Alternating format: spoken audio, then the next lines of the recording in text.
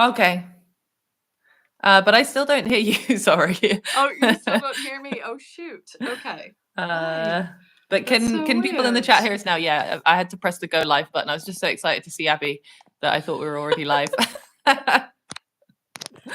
I don't know if the sound is coming through. Oh, I know how I can test it. Yeah, it's annoying. So somebody's asked what time in the chat. Now we're live now.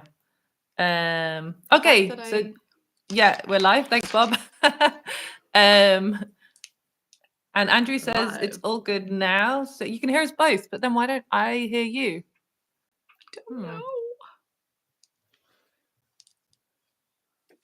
I don't know, and I don't know how to fix it is the problem. Let me. Okay, I've tried these headphones, but these. Okay, I'm a little bit maybe. Swap them around. Can you hear me if I'm not plugged in? What happens if I do this? Clara, can you hear me at all? You still can't hear me. Oh, so even when I don't have anything plugged in, she can't hear me. Okay, I think you're now coming through, but now I'm worried about echo. Hey, these headphones should work because I use them all the time. Yeah, I can hear you.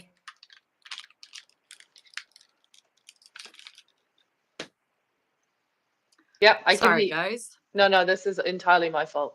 Can you hear me now? Oh, I can. Wait, can you hear me? Yeah, we can hear each other now. Okay. It only took us a little while. Every single one of my live streams starts with like, can you hear me, for about 5 minutes. Sorry, folks. I realize it's not the most exciting start to every single live stream. The problem was I had headphones and a mic, and the sound was coming out of the microphone, which is obviously not a sound. Interesting. Okay. Yeah. Yeah, okay. Because normally that's why, because I've used when myself and Frida record, we do a live to record our podcast, and I normally use these ones because it just makes the audio a little bit clearer. Yeah. On the playback of it, but can you hear me okay now? I can hear you. Yeah. Okay, brilliant. It just seemed to stop working, so I was like, oh well. No, I think I didn't press live, which was silly. I just saw your face and assumed we were live. It also, I have the stream checking so I can see the chat and everything. So hi chat, and I could see us on there too. So I assumed that we were both live, but no. Okay, had to press the button. So experimental physicist. This is like technically my first time ever really being live on YouTube anyway, so I don't really know what's happening. Welcome. Yay. I'm glad that we could be live on YouTube together. So let me introduce you because you deserve an introduction. So to everybody watching, I'm very excited to have Abigail James joining today. She is a physicist from the University of Oxford working on plasma physics for accelerators. So we're going to ask you to explain that in a bit more detail yourself, because obviously you're the expert on that. But on top of that, you also have many social media platforms where you explain complicated science concepts, but also you talk, your account here on YouTube is Pop Culture Scientist. Pop Culture Science? You're tagged in the description. Pop Culture Scientist, yeah. Yeah. And where you also talk about a lot of sci-fi shows and movies and how the science is described in those. So I think we can talk a little bit about that as well during the live. So maybe you could start by explaining your research to everybody. Okay, cool. Sorry, I was just like changing my lighting because I'm like, Clara's lighting is very nice and relaxing and cozy looking, and I'm like very bright. Can I just say as well? Can you see how I tried to make my ring light match up with the black hole on my interstellar picture? So close. Oh, I know, just didn't get there. Anyway, sorry. It's an echo of a black hole. Yeah, exactly.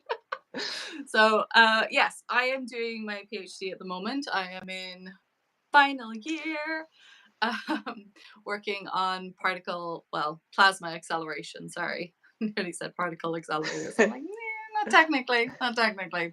So yeah, so I work on what's referred to as Wakefield acceleration. So we use lasers or particle beams to drive a wake field within a plasma, which then acts as a sort of a structure or a vehicle that you can collect electrons in and accelerate them to really high energies very, very quickly in very short distances. Nice. So I've heard So goes the theory. Yeah. So I've heard sometimes it's been described as getting the electrons to like surf on the plasma. Is that a good description? Yeah, because it's like, I think some ways people like to refer to it as because it is kind of the way it happens is like a wake, which is what happens behind a boat. So as a boat is traveling through water, it creates this like pattern behind the boat. And so similar kind of thing happens. You send a laser pulse in, or you send an electron or a bunch of particles in, and as it moves through the plasma, the interaction with the plasma causes this structure to begin to form behind it. But what's really happening is because your plasma is a mixture of protons and electrons, your everything's getting kind of like pushed out, creating like a gap in the plasma. And then as it kind of reforms, as the plasma like rushes back in to kind of redistribute itself, you end up with these regions where you have a lot of electrons have collected, and in those regions you have a high electric field. And so what you have then is like you can inject electrons, or you can self-inject from the electrons that already exist. And then so they kind of ride along it. They just kind of stay there, getting pushed by this like electric field that has now collected behind them, and they're just surfing the wave. Very nice. And so yeah. Also, this should mean that we get smaller accelerators, right? Because we can then do the acceleration over a shorter distance. So that would be very exciting and very useful for a lot of studies. Yeah, I think it's like it's really interesting in kind of the perceptions that people might have about accelerators and stuff, because obviously like what you do is, I mean, the LHC is like huge. It's 27 kilometers large. In a circle, but the point of mostly, I think the point with plasma acceleration is the fact that you can't accelerate electrons in a circular accelerator, so you need a linear one, which then means you need a large distance. So being able to accelerate electrons in a plasma instead really does mean you can reduce the distance quite a lot. Yeah, because we're pretty much at the limit of circular colliders for electrons. For the size. I mean, the Large Hadron Collider is so large, we named it. We put it in the name. But to be able to go to higher energies with electrons, we would have to go even bigger, because as the charged particles, especially the light electrons, go around, then they lose energy. So yeah, being able to do it in a linear accelerator, as you're describing, would mean we wouldn't then have this problem of the synchrotron radiation coming off. But even at that, like getting electrons up to the relativistic energies that you need in a linear accelerator still requires like kilometers of length, which of course you know, like the infrastructure of actually building that is so detailed. But yeah, in theory, we should be able to do it in sub-kilometer range with a plasma accelerator. Yeah, and as far as I understand, one of the most expensive things about building these large accelerators is the digging of the tunnel.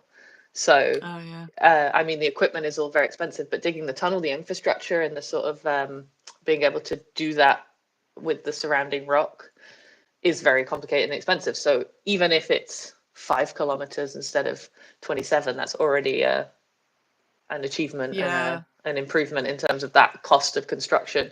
It's why the Large Hadron Collider is in the same tunnel as the previous accelerator, LEP, because it was just cheaper to dig the same tunnel, but a bit wider, so you could accommodate a Hadron Collider later, and just plan 70 years into the future and say, okay, after we're done with the electron positron accelerator, we'll put a hadron one in there. So it's to save the construction. It's when you say like planning 7 years ahead, I was in a talk the other day. It was the accelerator school that I'm technically like a part of. We had our Jai Fest. So I was in a talk, and they were talking about I cannot remember the name of the facility, but she was talking about sustainability, about like trying to think sustainably in terms of like planning this stuff. And she was talking a lot about like what the carbon footprint is in having to build these large facilities. But yeah, she was like something about planning ahead, and then operational for 2100. Yeah. I was like, sorry, what? She just said 2100. Yeah. Oh my god. It's very, very far ahead. It's why some of the people I work with who are just starting out will be retiring by the time these things start. So Yeah. yeah. Is it terrifying? Are you terrified? I'm terrified. I think it's it's a little bit terrifying, but I think it's also really cool that we're planning that far in Yeah. advance. And that, okay, it's a aspect of science now that not only does it take thousands of people, but we have to now even be planning generations ahead for Yeah. people who have not even finished their undergrads yet to be leading one day. Yeah. Which I think is also similar with a lot of the space research and space travel, but also the space telescopes. They're planning those quite far in advance. Yeah, they take, I think, on average, they take like 30 years to go from approval of the project to actual build and launch. Mm-hmm. But the approval process as well is another like 10, 15 years or something, I think, for pitching the ideas and getting through all the stuff. But it's really interesting because when you when people want to discuss like advancements in science and how we move forward and everything, we do live in a different era now, like than what it was pre-50s, because what CERN was built sometime in the 50s, Mm-hmm. wasn't it?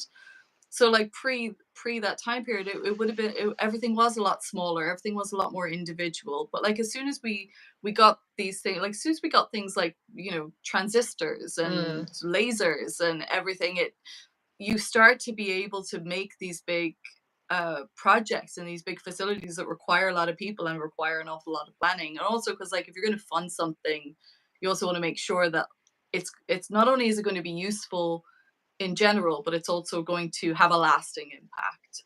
Yeah. I think so.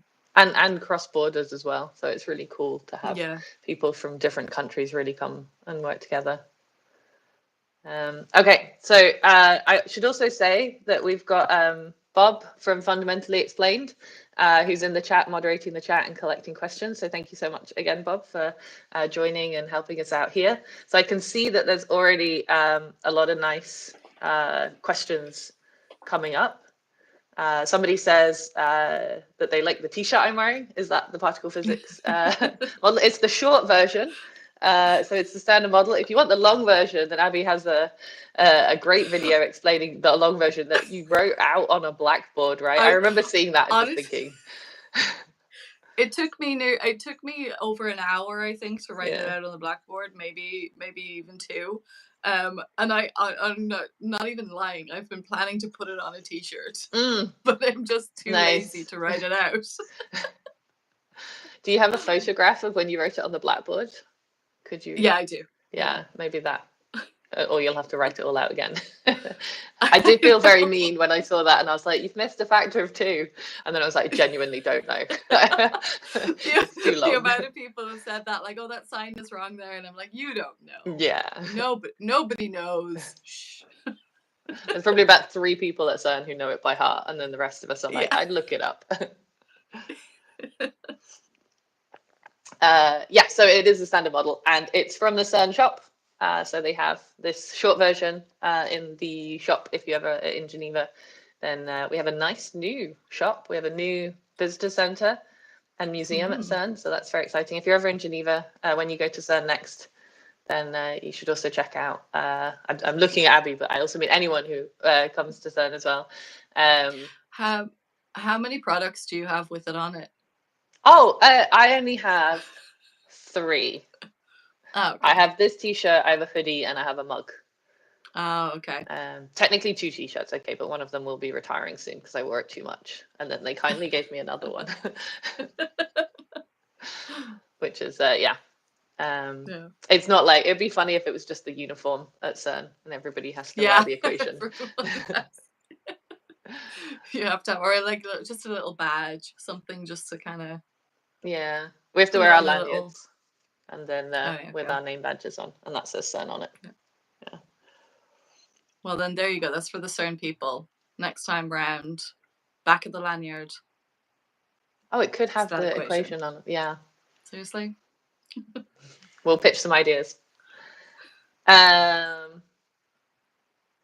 okay. So this question, I don't know. Maybe, so I mean, it's for you. So Vicky Falcon says, is this plasma wake that electrons ride along a type of Langmuir wave? Yes. Okay. I'm glad you It know is, because I yes. have no idea. Yeah. It is, yeah. Yeah, exactly. That is correct. Is it? I don't know what else to say about Okay. that. Is it mean to ask what it is? Because I feel like maybe I should have known. I know now I'm like now I'm nervous about the level of my expertise and being able to talk about this stuff. No, so yeah, so it's just to do with the way that waves can evolve and be created within a plasma. So it's to do with like the electron oscillations. So when you can kind of create a wave in a plasma, one of the specific types is a Langmuir. Why can't I pronounce it? Langmuir. Yeah, I don't know if I said it wave. correctly. But great question, Vicky Langmuir Falcon. wave.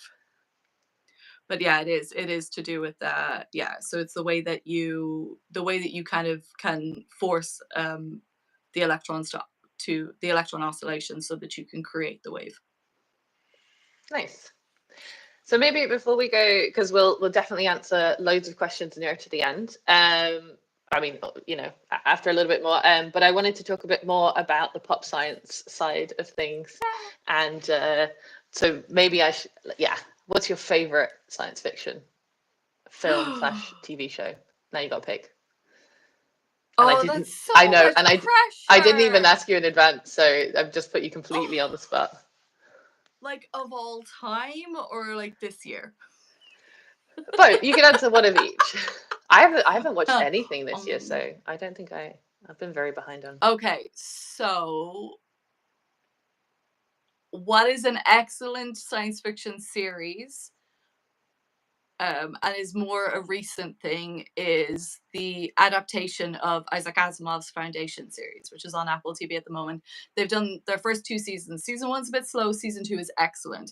I have a lot of arguments with people about this because there are people who've read Asimov's original trilogy, which is one of the most famous science fiction trilogies in the entire world, Foundation. And it's fascinating because have you read it or have you watched the show? I started watching the show and I lost access to it, and now I have access again, so I will carry on watching. Okay. So the beautiful thing about Foundation in terms of science fiction, right, and the way that Asimov wrote it, he said himself after the fact, is he felt it was quite slow in the books. So he ended up, outside of the original trilogy, writing 16 more books. Was it 16 more? 15 more books, yeah. And then he wrote his whole robot series as well, which is the famous, you know, iRobot with Will Smith that we don't talk about because that doesn't exist and it never happened. And that's not a true adaptation. We don't talk about that. But yeah, so he wrote this. So what the show does is it takes all of the elements from those 18 books and puts them into a TV show. And these books, not even these books, but the original series as well, span centuries. You're talking about a galactic empire, this idea that humanity has colonized the entire galaxy, and then what happens to humanity as we evolve and cycle through centuries. And I just think the way that they use science to expand on his original story, as well as his original stuff already anyway, but to be able to expand it to bring it into a more modern storytelling is incredible. Sorry, I get super nerdy. Yeah. And also the best science fiction ever is obviously Doctor Who. Obviously. I saw a comment also in the chat, somebody saying Doctor Who. Yeah. I mean, I agree with you, but I also grew up watching Stargate. So I think I have to say it has a special place. Stargate is classic. I mean, it's iconic. I think I also loved that it was science, but also adventure. I mean, Doctor Who is, of course, as well. But Stargate, you know, it was also, you had, and my favorite episode, I think, is the black hole episode, where they have a time So the Stargate is connected to a black hole on the other side, and then time starts to slow down, and they have time dilation. Oh, It's that's one of the amazing. I earliest can't ones. Stargate is one of those weird things, right? Where like I've watched the movie multiple times. I have watched all of SG1, of course. I watched Universe, which was great, and it ended too soon. It needed more. I've obviously watched the closing off movies. I've watched Atlantis, but it's been so long that I honestly I can barely remember episodes of SG1. But I was a massive fan. I thought it was fantastic. People always ask me about it. Whenever I talk about like sci-fi stuff, they're always like, what about Stargate? Yeah, it's interesting now that I get a lot of questions about, people, some of the theories that I hear talk about CERN and Stargates, and there's no connection. But I think the reason it comes up, I think, is because now that we've always been searching for dark matter and trying to understand what dark matter is. But now that the Higgs has been discovered, there's a lot of talk of the Higgs being a connection to dark matter and being able to, because the Higgs field gives mass to elementary particles and dark matter is massive. Maybe there's some way that dark matter, if their particles, get their mass from the Higgs field. And so maybe we can study Higgs bosons to look for dark matter. And some of my colleagues like to use the phrase that the Higgs boson is a portal to dark matter. And all they mean is it's a connection. But the word portal has very strong feelings. And then people think Stargate. Do you have people where you think like you're doing this on purpose, right? Oh, definitely. Like, I think trolling. half the you're people 100% trolling. I think half the people are just having fun with it. And so I can't really blame people. And I do actually quite like that the research and science that we do encourages people to think creatively. Yeah. But then sometimes I think people really believe some stuff, and then Well, actually, that is something I'd like to ask you. Is that because it's something I struggle with sometimes in terms of when you want to talk about science, when you want to do science communication, and especially when it does come to like pop culture stuff. Because one of the first things that I started talking about was misconceptions around CERN, and do you feel like there's a trade-off? Like there's part of it where the pushing misinformation or disinformation is damaging versus it creates a conversation and opens up a topic and allows more people to learn and get access to it. Do you see it as a positive trade-off? I think there's a balance, because I think some people being excited by the research and thinking where it could go or what the science could lead to, I think that's great. I think when some people either really strongly believe misinformation or are just pushing it because they think it's funny, but then it confuses other people, I sometimes think it's a shame, because the research we're doing is, in my opinion, so interesting and exciting by itself. We don't need to have some of those stories to distract from it. Yeah. I agree. Yeah, but I am again happy that people are interested and want to talk about it, and that it creates conversations. So that side is good as well. But there's some harmful misinformation out there that I think we're both trying to explain the what's really going on, which is the science. I also saw that Andrew is trying to start a fight in the chat by saying that Star Trek is better than Star Wars. Oh. Which are fighting words.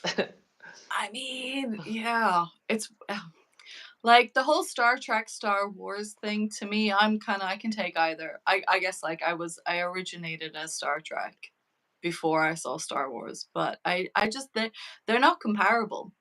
Like they're not. Yeah. Star Trek is science fiction. Star Wars is science fantasy. There's absolutely no contrast here. There's no reason. There's no fights that need to be happened. You can have them both. They're perfectly fine. Yeah, I think because the names are so similar, then that's also what contributes to some of the enthusiastic debates. No, you want to start a Star Trek versus Stargate one? That's a different story. There'll be people that'll get in on that fight. that if we could expand on what you said and say that Stargate is science adventure, and then Yes, science this is true. fiction, science fantasy, and yeah. But I mean, So they some of the all have their episodes, place. yeah, some of the episodes of Stargate are very scientific, like the one that I was explaining about where the Stargate is connected to a black hole on another planet, and then it starts to the gravitational pull from, sorry, the black hole, yeah, with the other Stargate, the gravitational pull then does time dilation. That's really advanced science for Yeah. sort of a weekly TV show. I do like. I think that's one of the reasons why I like talking about science and science fiction, because I think there's these things that pull us in, and it ignites your kind of like you're primed for it. You know, you watch something you really like, you really enjoyed it, you think it was great, and I just found that I would watch things and I would go, I wonder if that's real. I wonder if you could do that. I wonder if that's, and I just kind of got to a point where it's like, well, now we know so much more about science that it kind of reaches a point where shows are trying to be more daring, they're trying to be more out there. So you kind of go like, okay, let's skirt along what's realistic and what's completely bonkers. And I think like in that, it's there's times where it's they take something very real and use it so cleverly and it's so fun. And then there's times where they just make up words and you're like, that's not a real word. Yeah. Or they That's use not real. something, they just say tachyons all the time. Time travel tachyons. Always tachyons. Yeah. Oh, no. Have you seen Strange New Worlds? It's the most recent Star Trek. Oh, no, I haven't. We've evolved from tachyons, Clara. Wait for it. We're onto time crystals now. Oh, exciting. But there are also, that's actually, okay, I need to remind myself of the science, but there are actually things called time crystals, right? Yeah, I think to be honest, I am not. But they're not for time travel, just to be very clear right from the beginning. They're very not. They're very not. They're not at all. But it's something to do with it is something to do with, it's almost like I think related to geodesics or the closed time-like curves thing. I think that's kind of what it relates to, but it's not technically time travel. It's something to do with an oscillation returning to the previous point. Okay. For the way that they use it in Star Trek. Oh, in Star Trek, they literally have a crystal that's a time crystal, then they can time travel. Okay, that sounds Like way it's more a like big science glowing green fantasy. crystal. I mean, to be fair, Star Trek also had space travel through spores, so yes, they did, which I loved. Yeah. I have a friend at CERN who I think hated that a lot. He would rant very strongly about mushroom space travel. Well, to be fair, it actually seems like what they were doing is the standard idea in all of science fiction where you've got hyperspace. Most science fiction will use hyperspace as their method of travel. Star Trek, they don't say hyperspace. I think in one episode of the original series, at some point they say hyperspace, but then after that, they always say subspace. And subspace is definitely not the right terminology, but they mean hyperspace.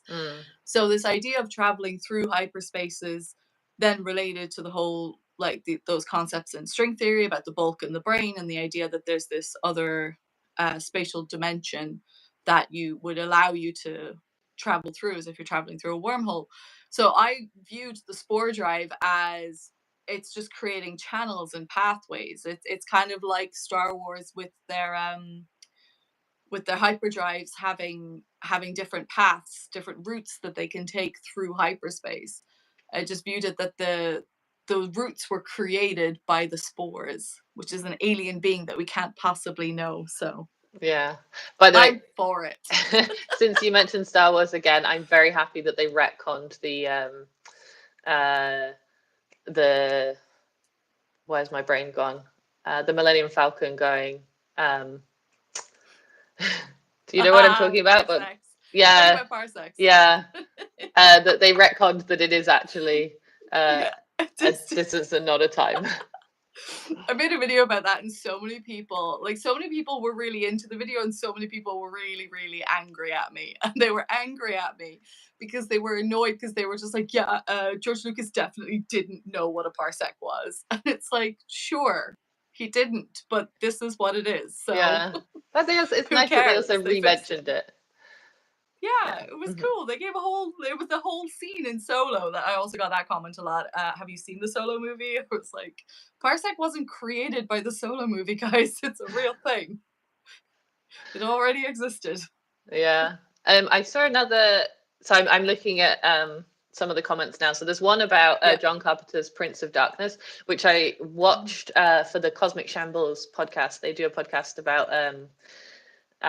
about science fiction and movies, and I watched that one, and it's linked to. It has some sort of elements of antimatter in it.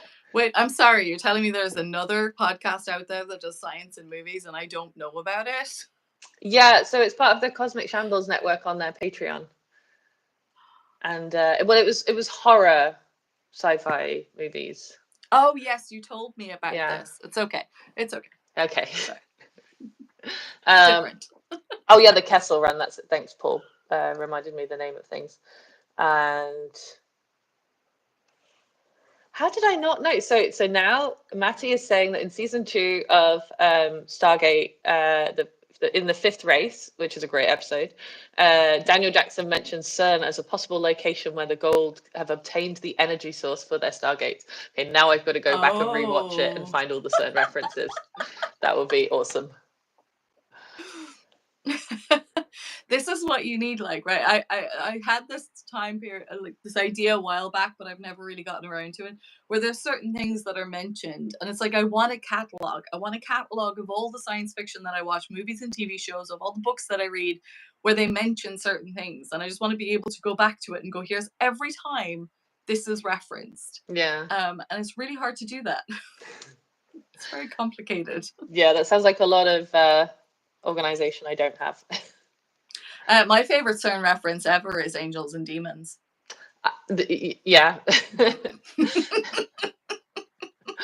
Clara, this is the question that I have for you. I want to know, how logical is it? Wait, no. I've forgotten what her job is. I have to look it up. Oh, yeah. I've also forgotten what her job is, but I know what you're going to ask. No, I because I because I covered this for Science of the Movies podcast, because I was like, what is this job? Okay, so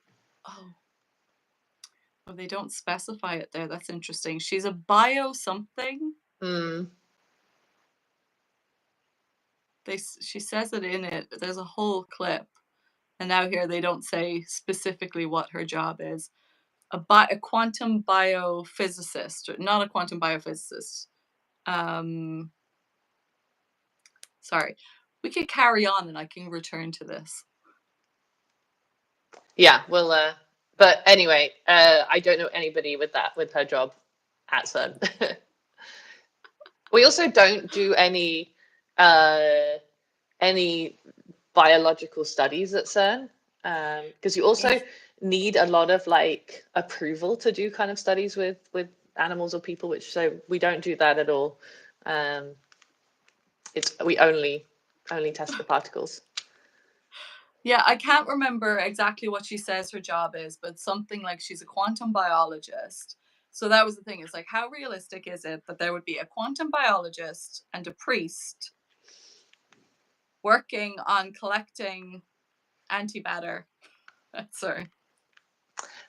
I mean, there are people at CERN have hobbies, so it could be that somebody has an additional calling outside of their work. But it is known that the amount of antimatter that they collect for the weapon that they have in the movie, we've never created that much, and we cannot store. And also, if you shook it around like they do, you run with a little container, it's gone already. There's no strong enough magnets that small that can hold the antimatter away from the walls, and so it would all annihilate, and you wouldn't get very far with it. They do this amazing thing where it's like, it's because they say it's a gram, and the detonation and everything is all like correct in the math. But yeah, I think I worked it out that it was like, in order for CERN to, I can't remember where I got my numbers from, but the numbers that I found for what can actually be stored in a canister, it was like you need something like 8 billion of those canisters to be able to store 1 gram. It's just like, Yeah. come on, guys. It's very unreal. I mean, we are working on being able to store antimatter, but it's just incredibly tiny amounts, and the containers are gigantic just for a few atoms or a bunch of atoms. And then if that's anti-hydrogen that's being collected, then, and they try driving it around in a car, I think. And, oh wow. Well, just it has been transported. Yeah. But it's just such tiny amounts that I don't think you'd even get a temperature reading if it annihilated. So it's very small. But I mean, in the long term, and from the science fiction, being able to store antimatter and then use that as a propulsion method would be very cool. Yeah. So, I don't believe it'll happen. You don't think we can contain it? No. Maybe if we could make it. I've had this argument, and that's the argument that people say, because on Star Trek, that's what they do. They create the antimatter in the warp. Like, that's what they have, the antimatter, and then the dilithium crystal is supposed to regulate the antimatter, and then that goes in, and that's what powers the warp drive. But I don't know. I just feel like when something that's that volatile, like, even if you could come up with a good storage mechanism, if your storage fails, it's such an instantaneous destruction. Oh, it'd be very dangerous to keep it. Yeah, so it's like you couldn't store it. You'd have to be able to produce it exactly on site and produce enough. I suppose maybe you could come up with a way to do that. Yeah, maybe I will be proved wrong. Well, that's what actually one of the things in science. Sometimes you want to be proved wrong. Like, you come up with a conclusion, but you hope that in the long future that people come up with a new method. Yeah, you'd need a fail-safe method so that if you lost power in your spaceship, then the antimatter would still be contained. Otherwise, if the power went out and then you annihilated, that would not be so fun. Right, I'm going to go back to the questions that Bob has been collecting. I know, I'm sorry. I am the worst person because I will just keep talking. But I think, this is it's science and sci-fi combined, so it's great. Sorry. Somebody said she's a bioentanglement physicist. That was the thing that I said isn't a real thing. Yeah. Speaking of entanglement, just to give a plug, there's a new result that came out from CERN, and specifically from the top group that I'm a member of, so top quark physics. And we recently discovered entanglement of top quarks at the LHC, which means that we can now use the LHC as a quantum, as a way to study quantum effects, which is very cool. So it's the highest energy quantum entanglement in terms of fundamental particles. So everybody should go and read more about that. And that is amazing. And also, you're opening a whole new can of worms of what people are going to start thinking. But it might change some of the comments I get, which will be cool. Yeah. In terms of the theories, lots of the comments I get are amazing. So it's Bob that found the title. Okay, so let's go to some of the questions in the chat. So I should also keep an eye on the time. So there's a really great question that goes back to sci-fi, so I'll come back to that in a bit, but I'm going to do some more of the physics ones. So there's a question here, will we be able to detect gravitons? So I think to answer this one, it really depends if gravitons exist, unfortunately, because we don't know whether or not gravity is quantized. There's a whole field and many excellent colleagues who are working on studying quantum gravity, but we don't know for sure if it can be quantized in the same way that other forces, fundamental forces in the standard model have been. And so if the graviton exists and it's something that can be created in collisions similar to how the LHC creates Higgs bosons, then hopefully either with the LHC or with future accelerators, if it's even more massive, we can discover it. And we're certainly looking for it. There's lots of people who are looking for gravitons, but unfortunately we don't know. We just have to take what nature gives us and see if it exists or if there's something else going on. Is there a base estimate for what the energy would be, what the mass energy would be of a graviton?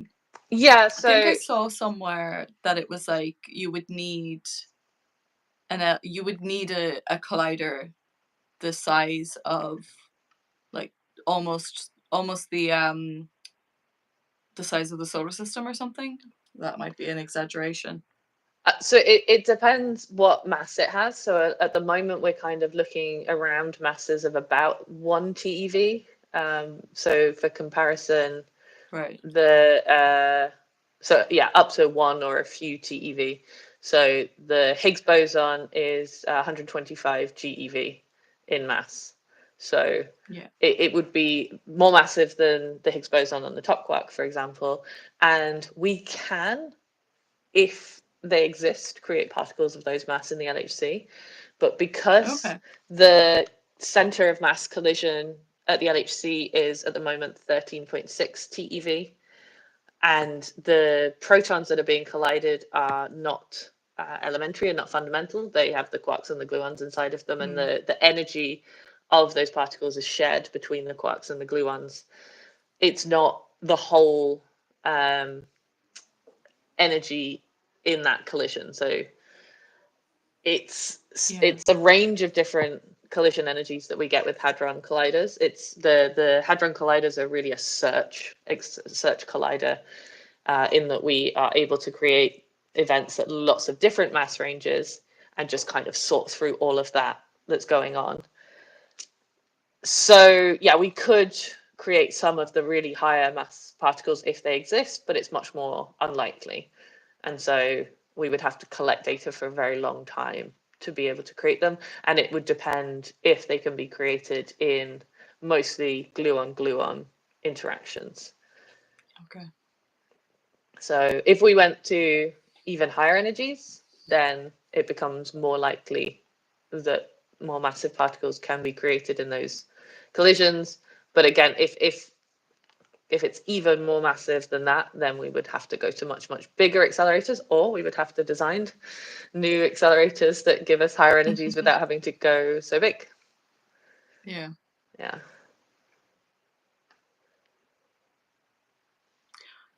Yeah, I wonder about I mean, I don't think it's not that it's not. I think like the focus on plasma acceleration right now is related more to electrons and positrons. So a lot of the research is all centered around electrons and positrons, specifically for medical research because of the uses of electron accelerators in radiation therapy. But yeah, it's really interesting to see kind of what the future could hold. Yeah. Oh, I nearly spilt my tea.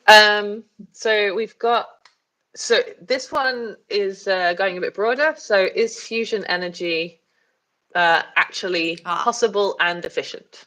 What are your thoughts on this? So right, this is So excited about this one. Well, it's because, I mean, I know technically I'm plasma physics, but it just happens that like the fact that I'm doing Wakefield acceleration is a out of the box unique category for my research group. There's only me and a postdoc that work on Wakefield acceleration. Pretty much everybody else in my group works on internal confinement fusion because my supervisor is an expert in ICF. Internal confinement fusion is what was achieved. The one that was in the news last year at NIF, which is that's where they have a target and they hit it with like 192 lasers and force it with all the energy from all the lasers to compress down, and then you get fusion reaction and you get it out. So that is the only type that has currently achieved ignition, which shows fusion. Like we've known for many, many years that fusion is entirely possible. It's not that it's not possible to do. It happens all around us all the time.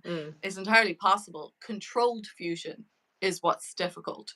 So while the ICF achieved ignition, and it's really cool and it's such a huge milestone, the feasibility of using, NIF achieved fusion, the feasibility of using ICF as actual power really kind of isn't there, because you're talking about like a single target. So you'd need to reload the target, which means you have to move everything around, and And the way that they do it as well at NIF, I think it's like a shot a day they're able to do. So getting an output energy, you need a lot more shots. So it seems more realistic that the concept of actual fusion for power would come from the other type, which is magnetic confinement fusion. And that's the one that's jet and ITER that's being built. That's the torus thing. And that's basically because when you have your plasma, that you're I believe now, and I don't know that much about MCF, so if you know more, please do jump in. But I believe that as you accelerate around your torus, because you are trying to get them to enough energy to be able to collide, but the point is that you have to contain it, and that's what the magnetic fields are doing, and that's why it needs to be so large. So you have to be able to contain, which is a similar thing to what you do with the LHC anyway, isn't it, in terms of like having the magnetic fields to direct the motion. You're doing a kind of a similar thing in MCF, but that hasn't achieved ignition yet. They have achieved fusion. They can. So I think that's something people don't get. Fusion can be achieved. That's not a problem. It's what's referred to as ignition, and ignition is the point when you get more energy out of your reaction than you put into your reaction. So the NIF thing was amazing because they put in, what was it? It was like 2 megajoules, and they got out 3.2 megajoules. But that's not the overall estimate. Like, all you need to know is how much power did the laser apply to the target, and how much power did you get from the target. And in that respect, they got ignition, or how much energy in and energy out. Yeah. But it doesn't account for all the energy required to drive all the lasers and yeah. the systems. So there's a lot more work to do, but it's just one of those things, like what we were saying early on. It's just something that takes a long time. It's a lot of planning. It's a lot of development. But I firmly believe it. I firmly believe MCF will be the future of power. Exciting. What do you think? I agree with everything you said, and you have more direct experience with the research than I do. And I think that it's already shown to be efficient in nature. So it's just about being able to reconstruct that without, the danger of having it carry. I mean, it's not dangerous, but I just mean, like, we don't want an actual sun super close. Yeah. Exactly. Yeah, but there's a lot of very, very hardworking, intelligent people working on it. So I'm confident that we will have it. It's just, it depends how long it takes, because it is a very complicated problem. Yeah, exactly. So I saw in the chat somebody was talking about the spin of different bosons. So the Higgs has a spin 0 compared to the other gauge bosons, or to the gauge bosons that have a spin of 1. Just to answer the chat about the spins of the particles as well. Okay, so I'm going to do some more questions. So there's a question here about, what are your thoughts on tabletop particle accelerators? So there was also in the news recently about the absolutely tiny particle acceleration, which was really cool. And I didn't have enough time I read through it sort of personally, but I didn't have enough time to read through it in a lot more detail. But then tabletop accelerators, I guess, are in this question more meters or tens of meters rather than the kilometers for other accelerators. So can you shrink Wakefield accelerators down to a tabletop? I do believe so. Right now the project at CERN, the Awake experiment, that's what my research will be centered on. So it's a funny one, because, like, I think when you think about these systems, we think about, like, all the different things to do with it. I work in a certain level of understanding Wakefield generation and what's happening with it, but my specific research is imaging diagnostics. So it's all about, like, the whole thing with it is that your Wakefields and your particles are moving at close to the speed of light.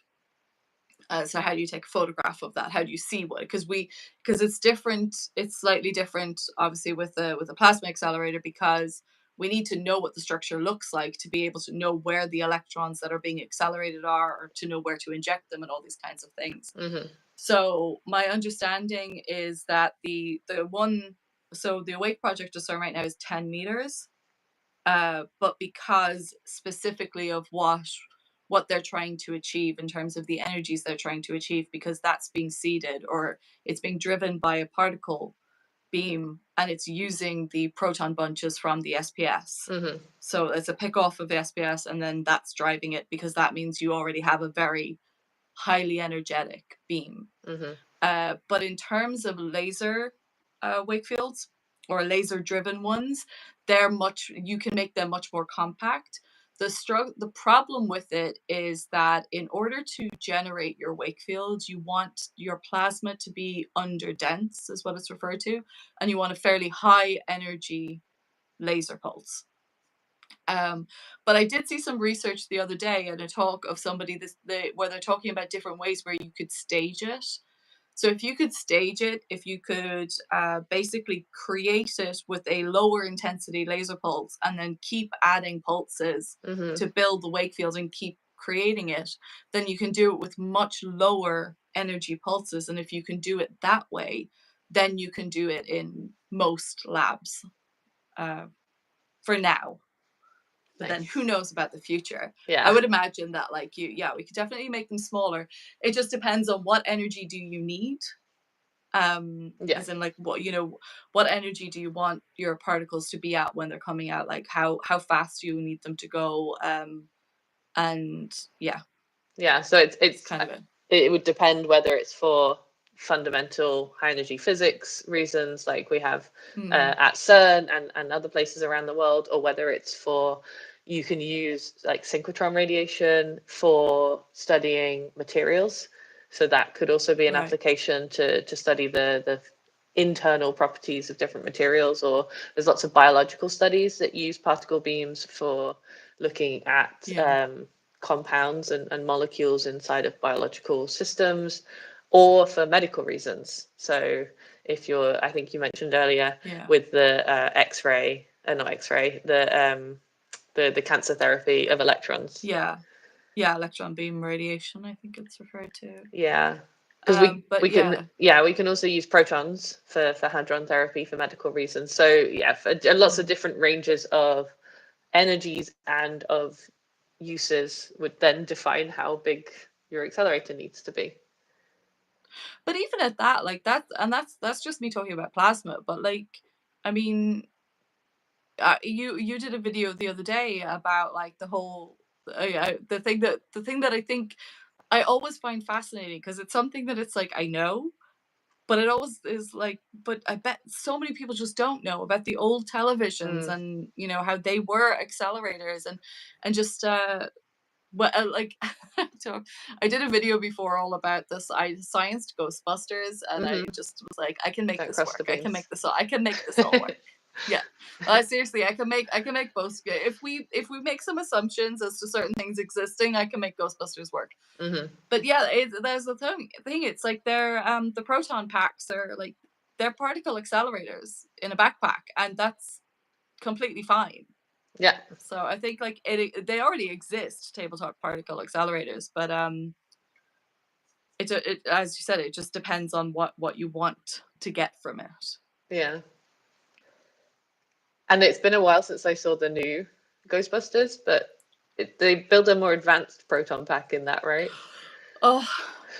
The new one, the Afterlife one, or the remake one? I loved the remake one. The remake, I loved why it people too. were so crappy about it. I thought it was fantastic. It was so good. Her physics speak, so much physics speak. It just made me so happy. It was a great movie. I will hear no slander against it.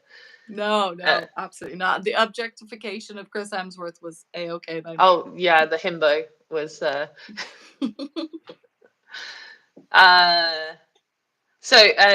There's a question here saying, why do we not say that the Higgs isn't dark matter? So the question is, why is the Higgs boson not dark matter? And The Higgs boson is the particle that is associated with the Higgs field, and the Higgs field gives mass to elementary particles, but it doesn't account for all of the matter density that we require for dark matter, and also it doesn't work in the equations. So we know that dark matter exists from the rotations of galaxies. They rotate too fast on the outside of the galaxies, and also looking at clusters of dense objects in space, and we can see how light bends around them. So we can do very good calculations of dark matter out in the universe, and the Higgs field doesn't account for that. So we know that there's something else on top of that, and on top of all the other standard model particles that we've measured, that must be causing this gravitational impact. But apart from that, we have no idea what it is, which is why we stuck the word dark on the front, because that was just the there be dragons phrase of we don't know what this is. And then there's also dark energy, and we have even less idea about dark energy. Let's see, what other questions do we have? So there's a great question here saying, to carry on from the previous question, that the Higgs gives mass to particles, but the mass of a proton is given by the interaction. So yeah, that's exactly true. So the elementary particles get their mass from interacting with the Higgs field, but a lot of our mass as sort of people and stuff comes from the binding energy of particles. So it's not actually the individual masses of the individual particles, but when they bind together, that creates mass as well, in terms of being able to weigh ourselves. So it doesn't, most of the mass of us isn't coming from the Higgs field. But it's also, I think, because I had somebody bring this up with me before as well, and I think some point that people might miss is that while most of the mass comes from, as you said, the binding energy, you require the fundamental particles to have mass. You require the electron to have mass in order for that binding to happen. If the electron didn't have mass, then its distance from the nucleus would be so far that atoms wouldn't form. So it's like, while most of the mass does come from most of the mass that makes us up does not come from the Higgs, it doesn't mean that if the Higgs wasn't there, that we would have mass. Yes, That the so we binding still energy need, would just cause it to happen. so we still need the Higgs field for all of the mass. It's indirectly responsible for everything as well. Yeah. Yeah, I just feel like people were saying that to me before, and they kept kind of, as if it was kind of like, well, but the Higgs isn't really that important because it's only a small bit of mass. And it's like, but that small bit of mass, Yeah, well, it's very important. Yeah. It's absolutely essential. I mean, it then links to one of the other conspiracy theories I hear about the Higgs boson, which is linked to some actual physics. It's just been misinterpreted as it's been spread around, is vacuum decay. That if the properties of the Higgs field changes, if for example, we're not at we call it a minimum, so the most stable point of the Higgs field, but it could be that there's an actual more stable place, and it could quantum tunnel over to that space, and then the properties of the Higgs field would change, which would change the mass of particles and the way that they interact with each other, and would just completely change the universe as we know it. And if this happened, it could just, if this is the universe we live in, it could just spontaneously happen at one point of the universe, and then this would ripple out at the speed of light, and there is nothing we could do about it, and we would never know, because as soon as we knew, it would be too late. We would be forever changed.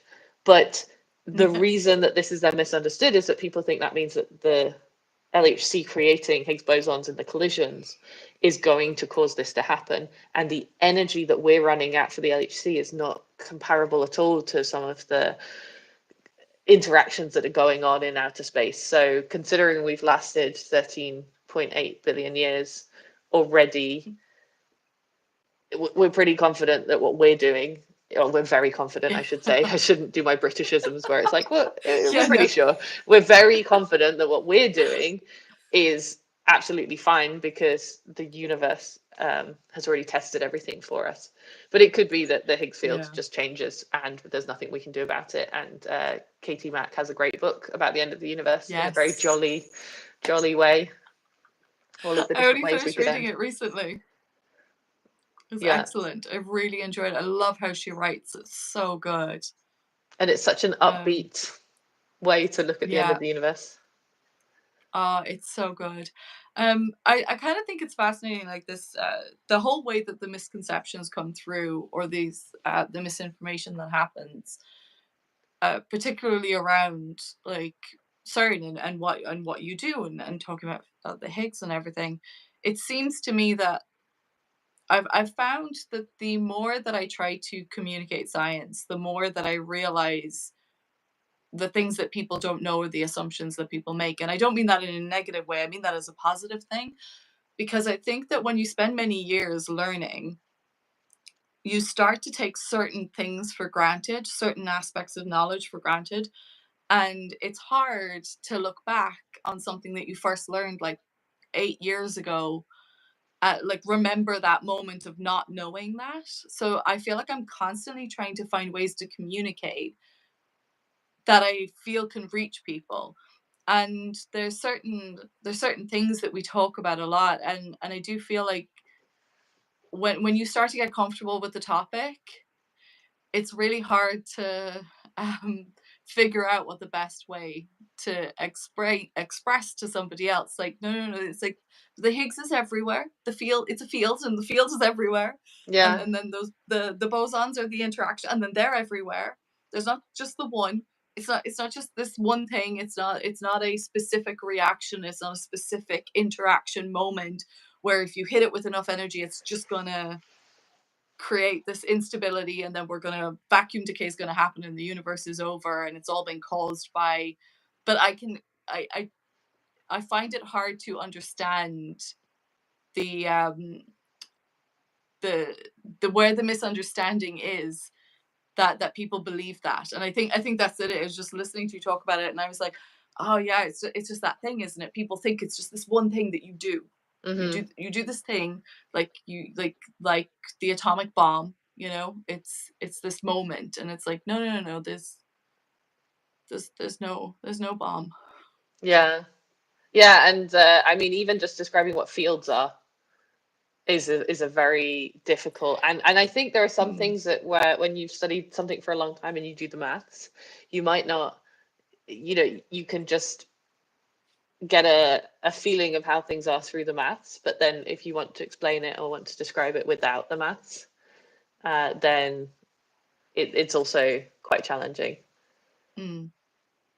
But yeah, the Higgs bosons, the Higgs field is everywhere. So I think that's also the main takeaway of the the section. I was also having a look at some of the chat as we were talking. Oh, so here's one that's very overarching. So with this new generation of amazing telescopes and the CERN data that we expect to develop, do you believe that there will be work that finally brings us closer to the holy grail of a unified theory?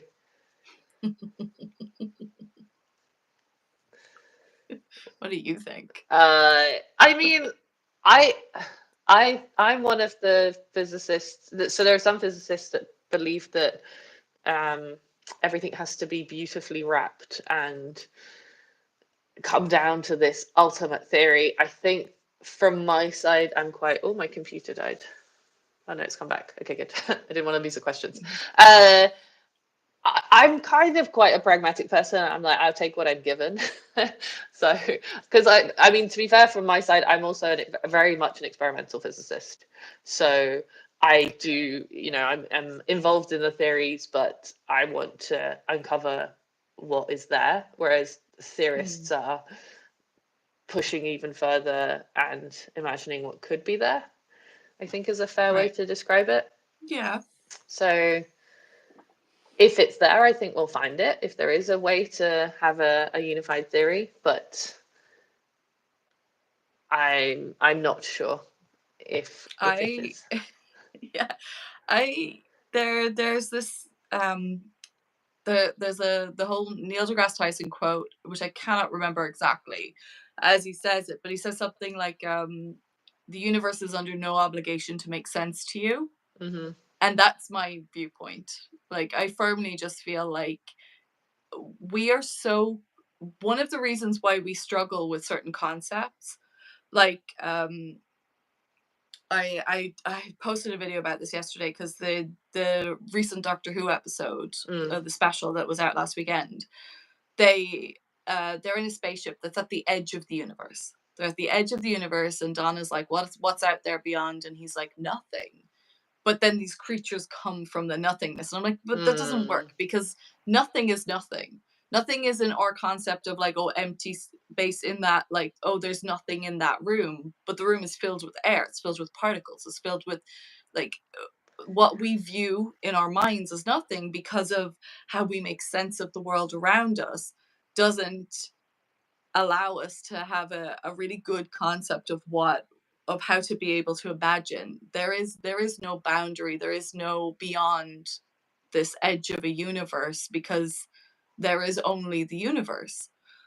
And I think because of all of that, it makes it really, we seem to always just want to have an answer, to tie everything up, as you said, in like a neat little package, and go, well, there's this and this and this.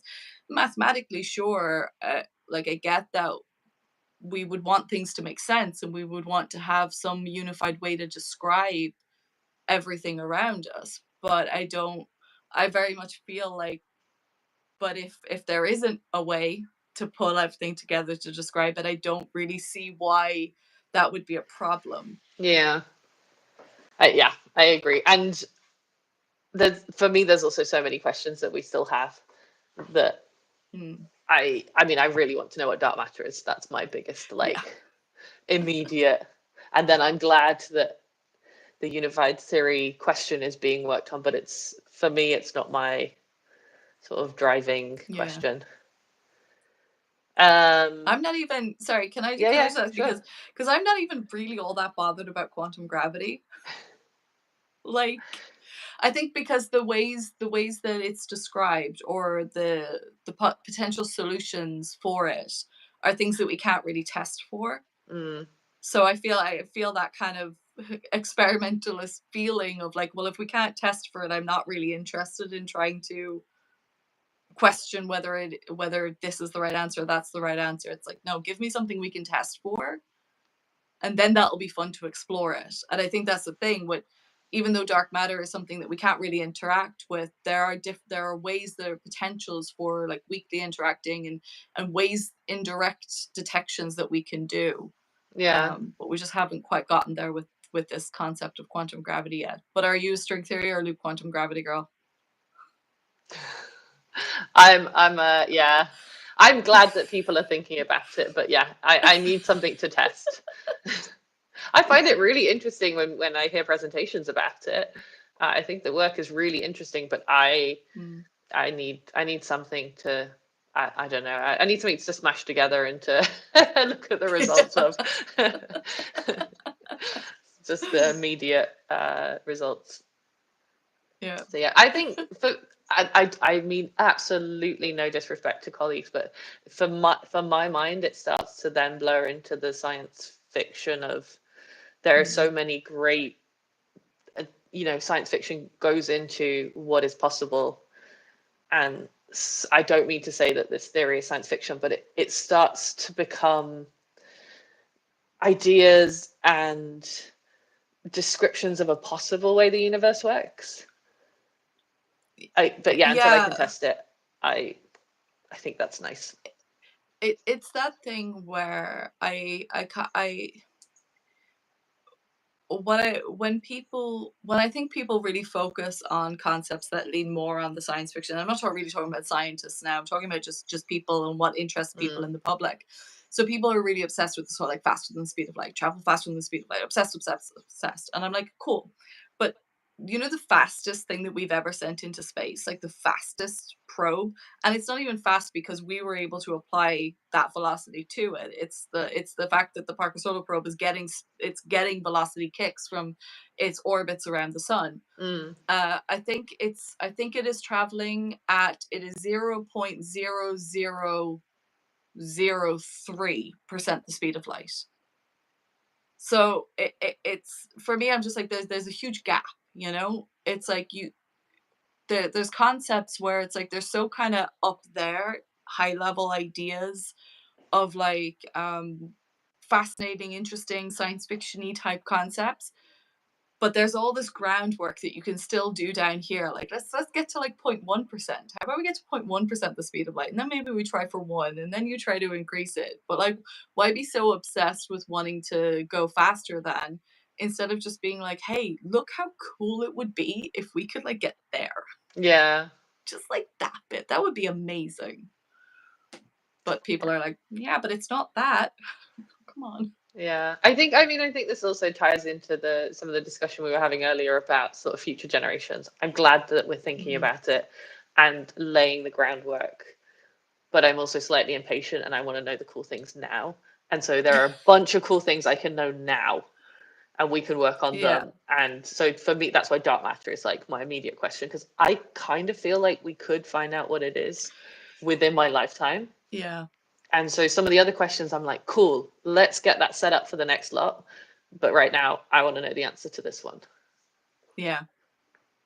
So also, yeah, I'm not a theorist, so I like to hear about the work, but it's not my day to day. So there's a question here that I've also seen in a. So I want to answer this one. So if we imagine a particle is vibrating and it causes waves in their fields, can we imagine that to be like sound? So it says, is the sun singing with photons, which I think is a beautiful way to describe it. But to answer the question, the vibrations are heat. So when the particles and the atoms, for example, vibrate, that's what we feel as heat. So the increase of vibrations is an increase in heat. I don't know when that then. Sound is when those vibrations then hit against our eardrum. So it's more of a philosophical question of, if there is nobody to hear the vibrations or no instrument to hear the vibrations, do you call it a sound? I don't know if you agree. Isn't there the whole, NASA has a whole playlist which is the sounds of the universe, or the sounds of the solar system. They do a spooky one for Halloween, and it is data collected, but it's radio waves, or it's like, so it's so radio waves. I think I could be butchering this now, so I do apologize if I do butcher it, but my understanding is that because radio waves are part of the electromagnetic spectrum, so it's photons. So what they're doing is they're collecting those photons as the sun interacts with I think like with Jupiter, as it interacts with the magnetic field. They then collect those frequencies, and then they're able to translate them into sound frequencies and then play it as a sound. And that's why we get those sounds of ghostly sounds of planets, and sounds. I think they did it with a black hole as well, didn't they, or something? I mean, so black holes also chirp, which is very cute. When they collide, that's how the LIGO measurement sounds, like a chirp. So I would say that like it's not that it's sending out any sound towards us, but it's that we can convert it to a sound, but it's not, you wouldn't hear anything. Yeah, so it's a good analogy, but we can't hear it. Going slightly Oh, so yeah, somebody's been having a chat with the delivery guy. I don't know if you wanted to carry on, because there was a comment in the chat that I think goes back a little bit to what we were talking about before. Somebody says, right, let's get to the moon. And I think I have the same kind of feeling with space travel. I would love to go and explore galaxies, and I would love, and that's where sci-fi lets us imagine these kind of big adventures. But in terms of actual space travel, in terms of what ESA and NASA and other space agencies are doing, and also now some private companies.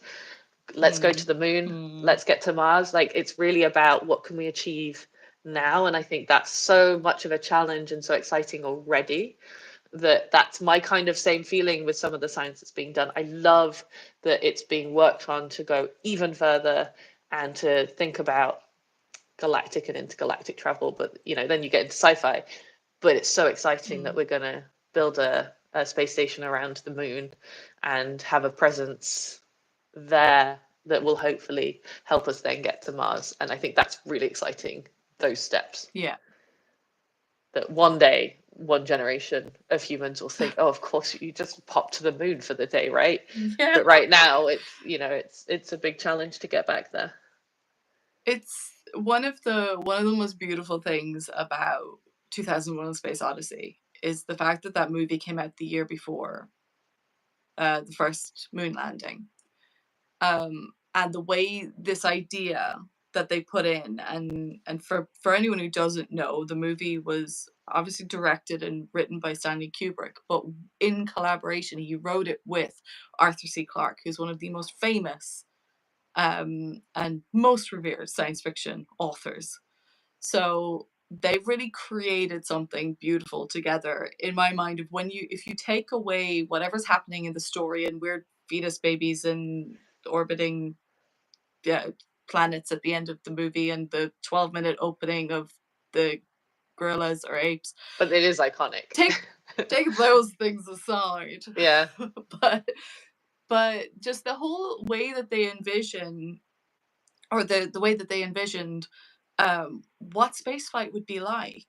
And it's very much like the way we travel now in airplanes, it's just like you go and you have the airport lounge and you have and you sit and you wait, and then you go and you get your connecting flight, and then you wait in your connecting flight to get your other, and you might meet people, and there's people constantly off on business trips, and they're dropping by at the business lounge to have a quick call, and then they're in business class, and just even all the scenes on the ship of the hostesses bringing the food.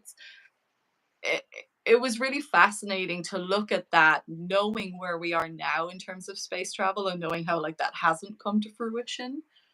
But I think it showed an idea of what the future could be like, but without really understanding at the time what the actual engineering challenges and costs were going to be.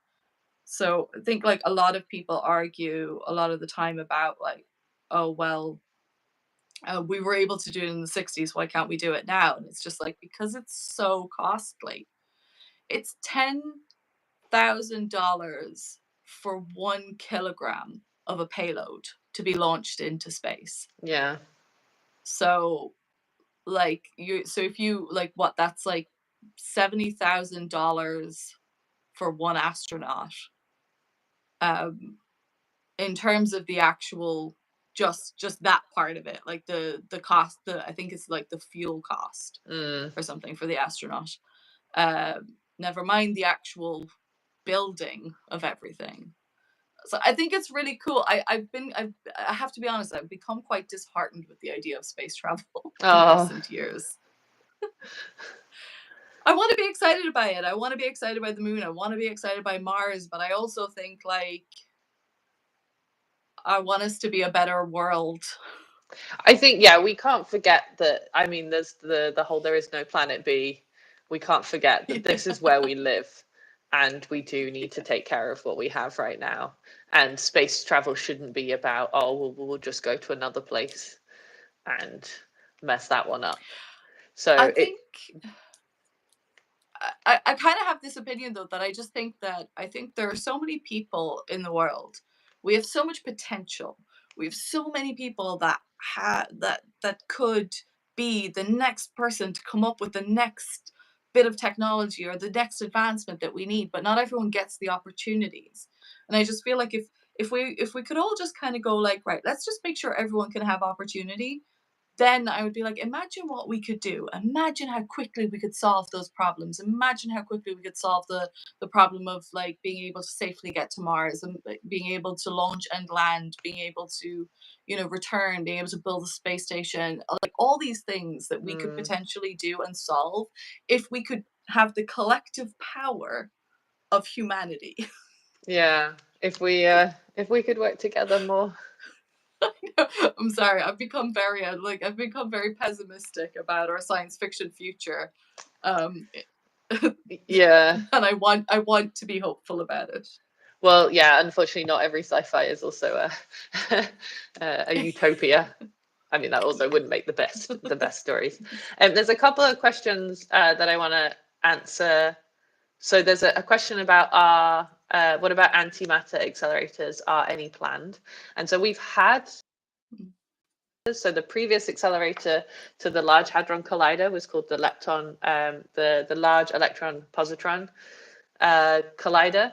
And so that collided electrons and their antimatter counterparts, the positrons. And so that's a really clean collision, because when they annihilate together, you get a very precise, you know exactly what energy they've collided at, which is super nice. But the problems that we were talking about earlier about the loss of energy of electrons or positrons as they go around the ring meant that we had a limit to the energy that we could go to.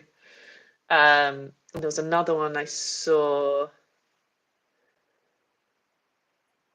So then somebody's asking, I think this came from earlier when we were talking about fusion, and would the money that was spent, so the billions of dollars that were spent to build LEP or the LHC, looking for the Higgs boson and building the James Webb Telescope, would it have been worth investing in fusion research? And I mean, I think my personal opinion, and maybe you can see if you agree, is that, I mean, we are spending quite a lot, of course. I think the research funding could increase.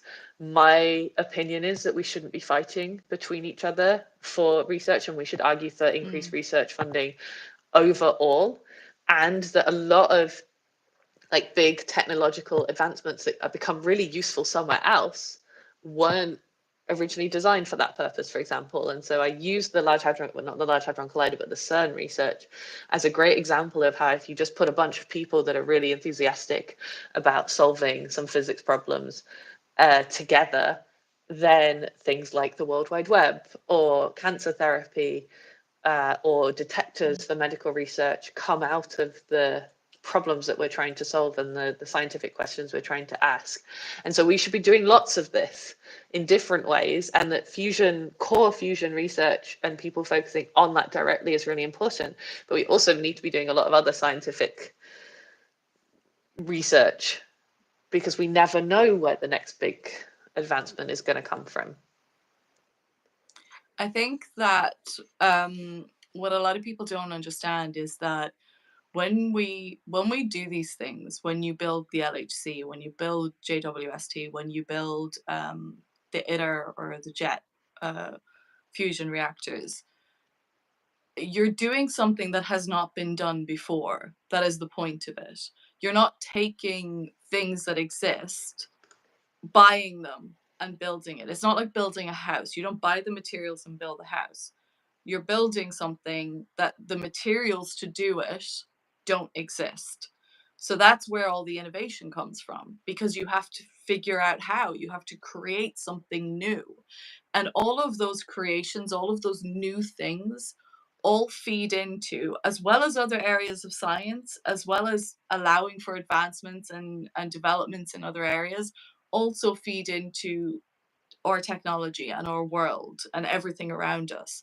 So while I can understand the argument that some people might have of feeling like something like maybe JWST is not necessary in terms of what the world needs, but the advancements and the knowledge that you gain, not just from being able to take pictures out there, it's not just taking pretty pictures of the universe, it's the technology required to be able to do that, all feeds back in.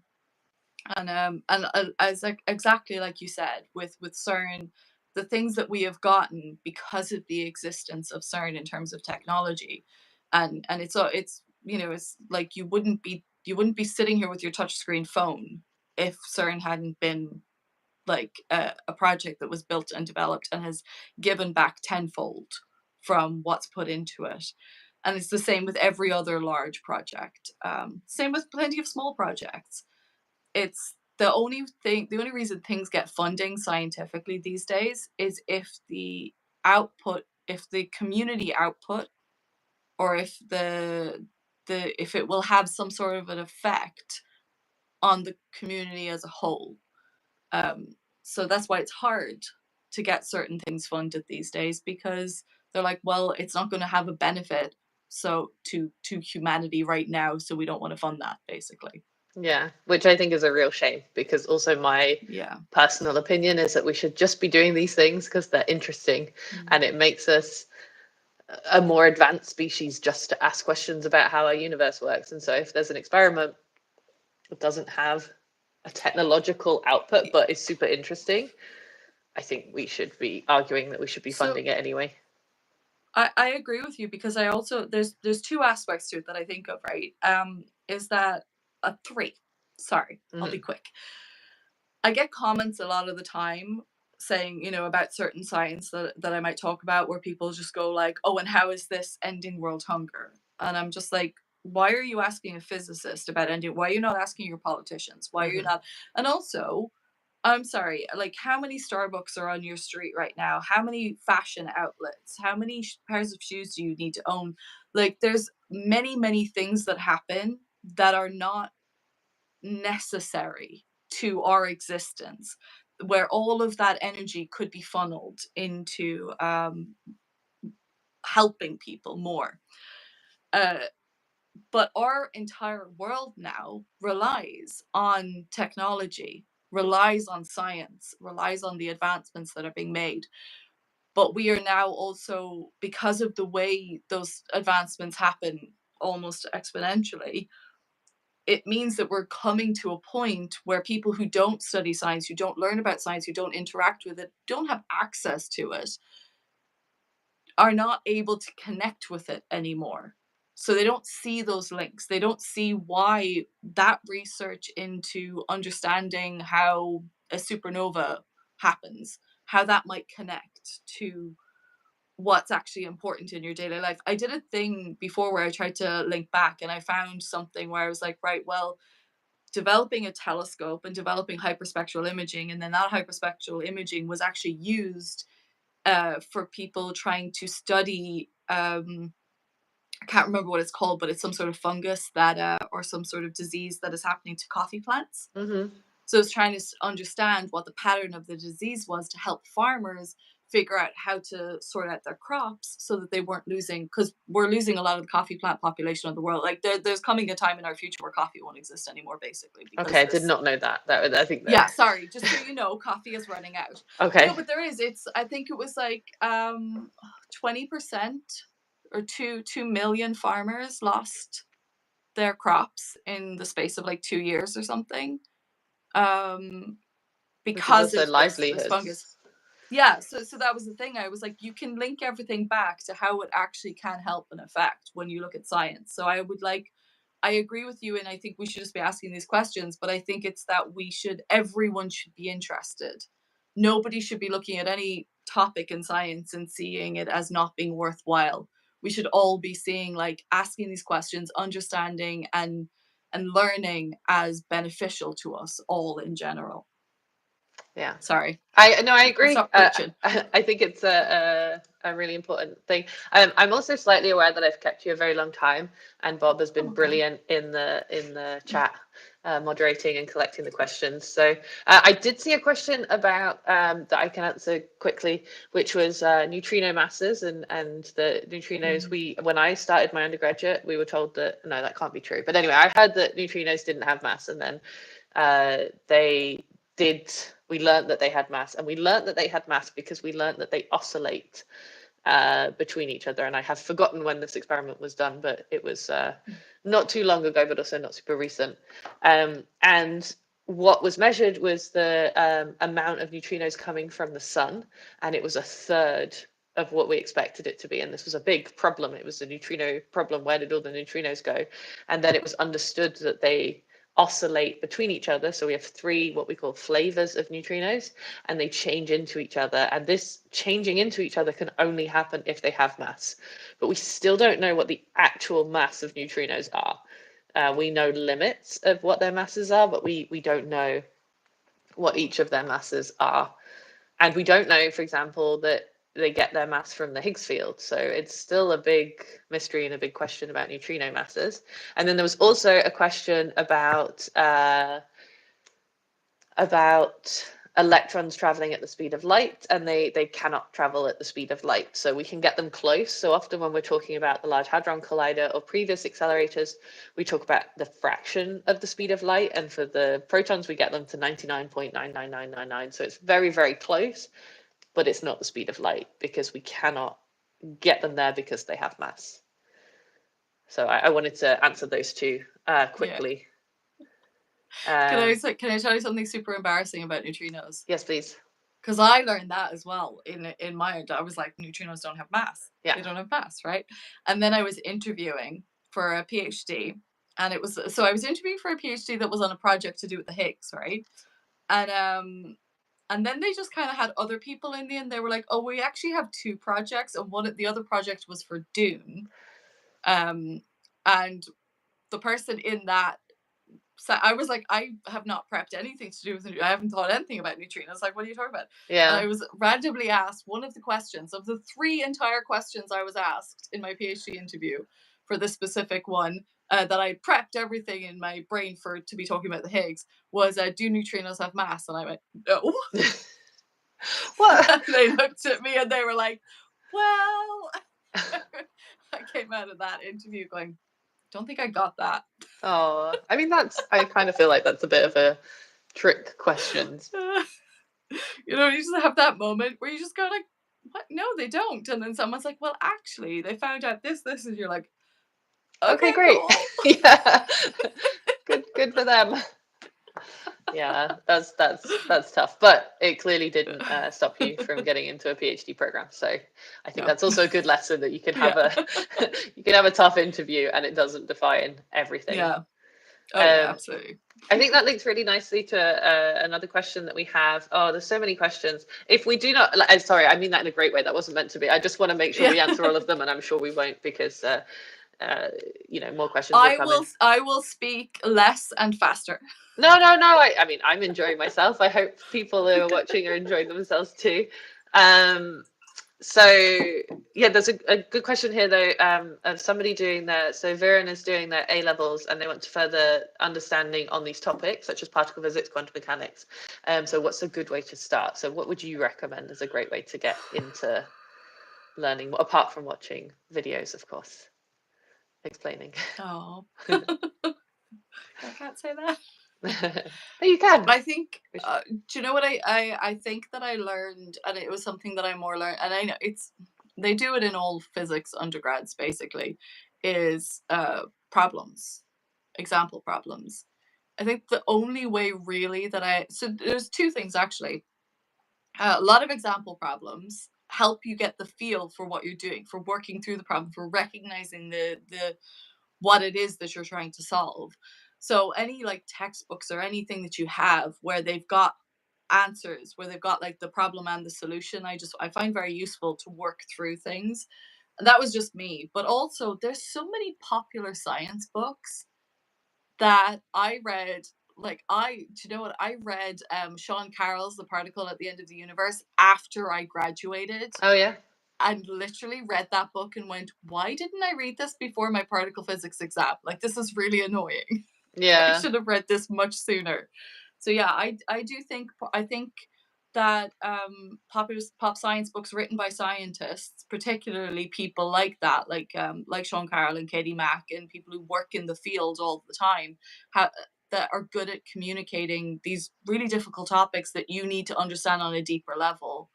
But it helps give you that initial, once you can start to get it in it depends on what way you work. If you work mathematically, work through problems. If your brain needs to kind of see the big picture before you go down into it than pop science books. That's just how I would feel about it. Yeah, I need to go from both angles. I need to set something in context, but then sometimes you just have to do the mathematical problem and then work it out from there. Yeah. Yeah. I will. Also, just sorry, for someone who's doing A levels, Khan Academy on YouTube is amazing. Nice. Yeah, there's so many resources now that I wish were around when I was at school, because I think there's so much information, which also can be overwhelming to know what's good information and where to start. But when you can find the good stuff, then it's really nice to be able to hear directly from people working in the field, and hopefully that's what we both also. I mean, I'm sure you do, and then hopefully my videos also do the same as well. Yeah. Okay, one thing I'm going to do, and hopefully this doesn't stop the live, but my thing. Oh, there we go. Now I can see. My phone decided it was close to bedtime and went really dark. So, oh yeah. But I didn't want to stop the live by and then it's going to wobble for a little bit because the whole setup is very precarious. So this is a nice. So Saturn 5 says, what sort of people have the most successful physics ideas? Mathematicians or creative, imaginative types who can also do maths? And I think the great thing about this question is I'm going to be a cop out and say both. Because I was going to say both. Yeah, I think I wouldn't want to say one type of person, because then if somebody is the other type, they're going to think that science is not for them, and that's not true.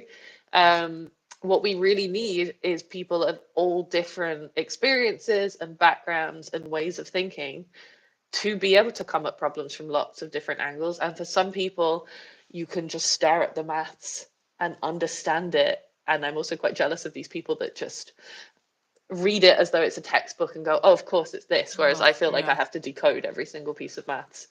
And then there are people who, like Einstein, was a very creative thinker and had these thought experiments where he sort of just imagined what the consequences of a certain starting parameter was.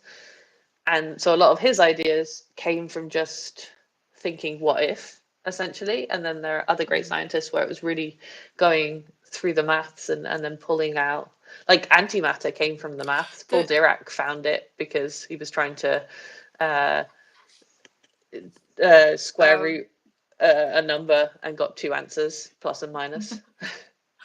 General relativity is a really good example of that, actually, what you're saying, just the contrast between Einstein's approach and Hilbert's approach. Because while Hilbert was working off of ideas that Einstein, like conversations with Einstein about what he was trying to do, Hilbert took the mathematical approach. He was a mathematician. He was very rigorous. Everything that he did was about creating this really strong mathematical formalism, which he did do. And the mathematics of what Hilbert did to get to the field equations for general relativity is much more in depth, and I don't want to say correct, but it is more rigorous is the word, I guess, than what Einstein did. But Einstein took a much more oh my god, I can't think of the word, but yeah, a much more intuitive approach. And looked at it, as you said, from a very creative way. But they still both came to the same field equations at the end of the day. They had different approaches. They both got there within a week of each other, I think. So yeah, to me, that's the perfect example of there is no right or wrong way. It's just what way works for you.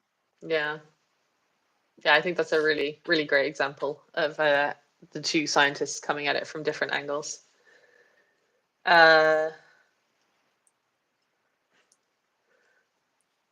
So yeah, there's one question here that I want to keep for the very, very end, because I think it ties everything up really nicely. So when we decided that we're going to wrap up, which I will, I think at some point we will need to wrap up soon, so that also we can let Bob go about his evening as well. He's very kindly in the chat.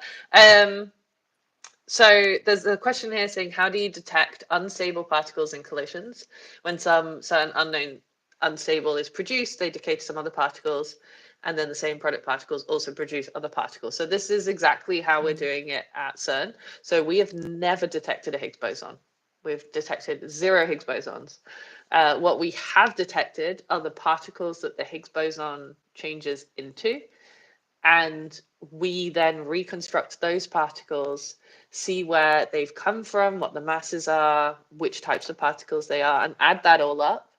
And then often we're plotting the sort of mass against number of events at that mass that we've reconstructed. And for example, for discovering the Higgs boson in the 2-photon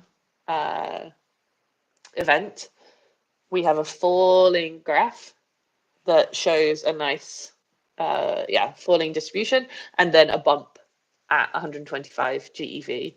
And that's how we knew that a particle had been created in the collisions at that mass range. And so we never detected any of the Higgs bosons. We detected an increase of photons at 125 GeV, or pairs of photons, when we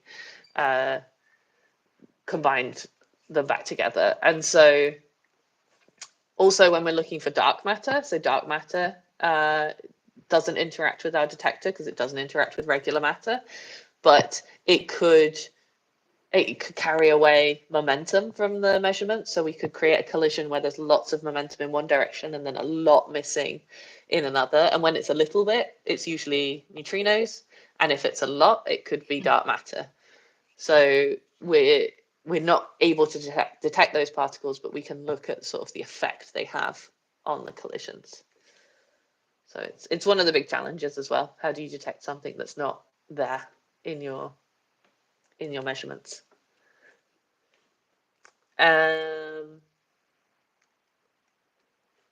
So there's also a question: could dark matter particles look like something like the Higgs or other boson in the same energy range?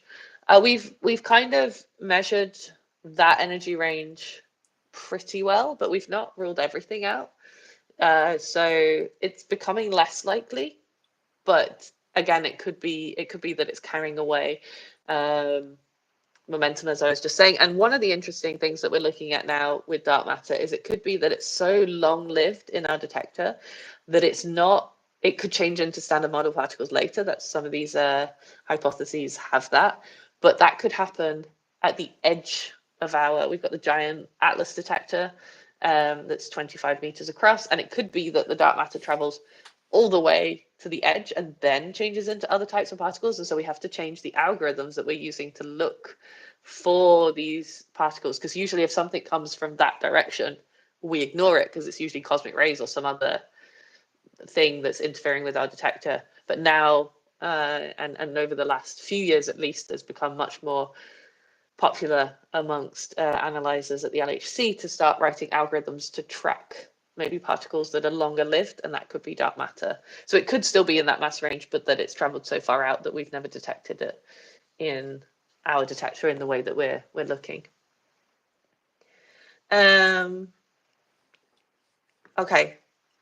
I think maybe we should start to wrap up, and then I can also let you go, although I could stay and chat with you for for ages. But yeah, we could wrap up, and then so I'm going to ask this question in a moment, but before I do, how do people find you on your various social media platforms, and what can they expect? We already talked a lot about the sci-fi stuff, but what can they expect if they come and visit your channels? I think it's like, I mean, I do like to try to approach things from sci-fi, but I do find as well that people tend to respond a lot to something that I like to do, which is when I figure something out, I just want to tell people.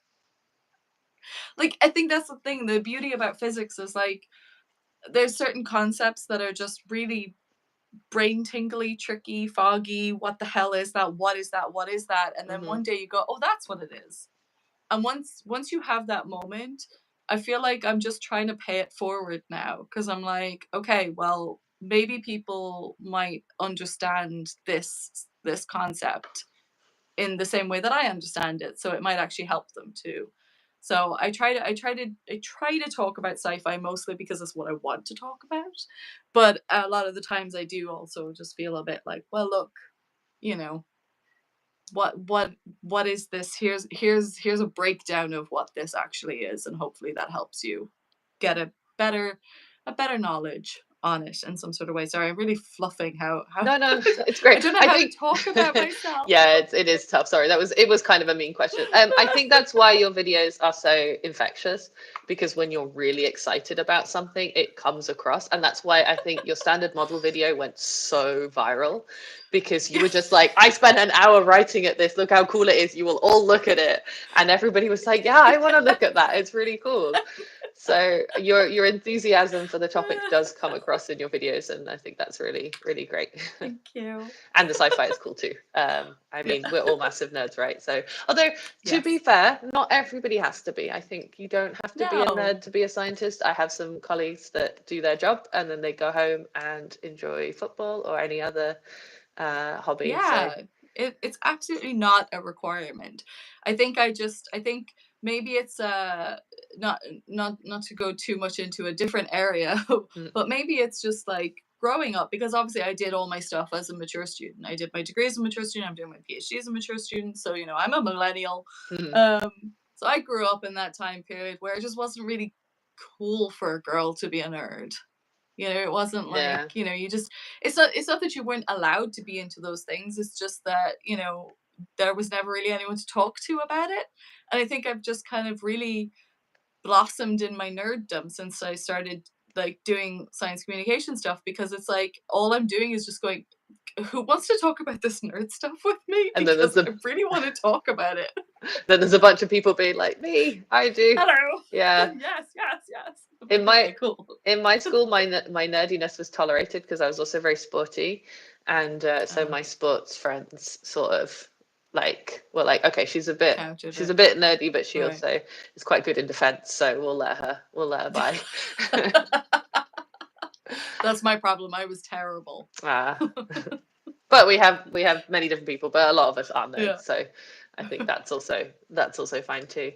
Okay, but yeah, so Yeah. what are your handles then, so that people can come and Oh, check them out? sorry. It is well, on YouTube and TikTok it is at Pop Culture Scientist, and on Instagram it is still at Alex James Says, because I can't get the handle at Pop Culture Scientist because somebody else has it.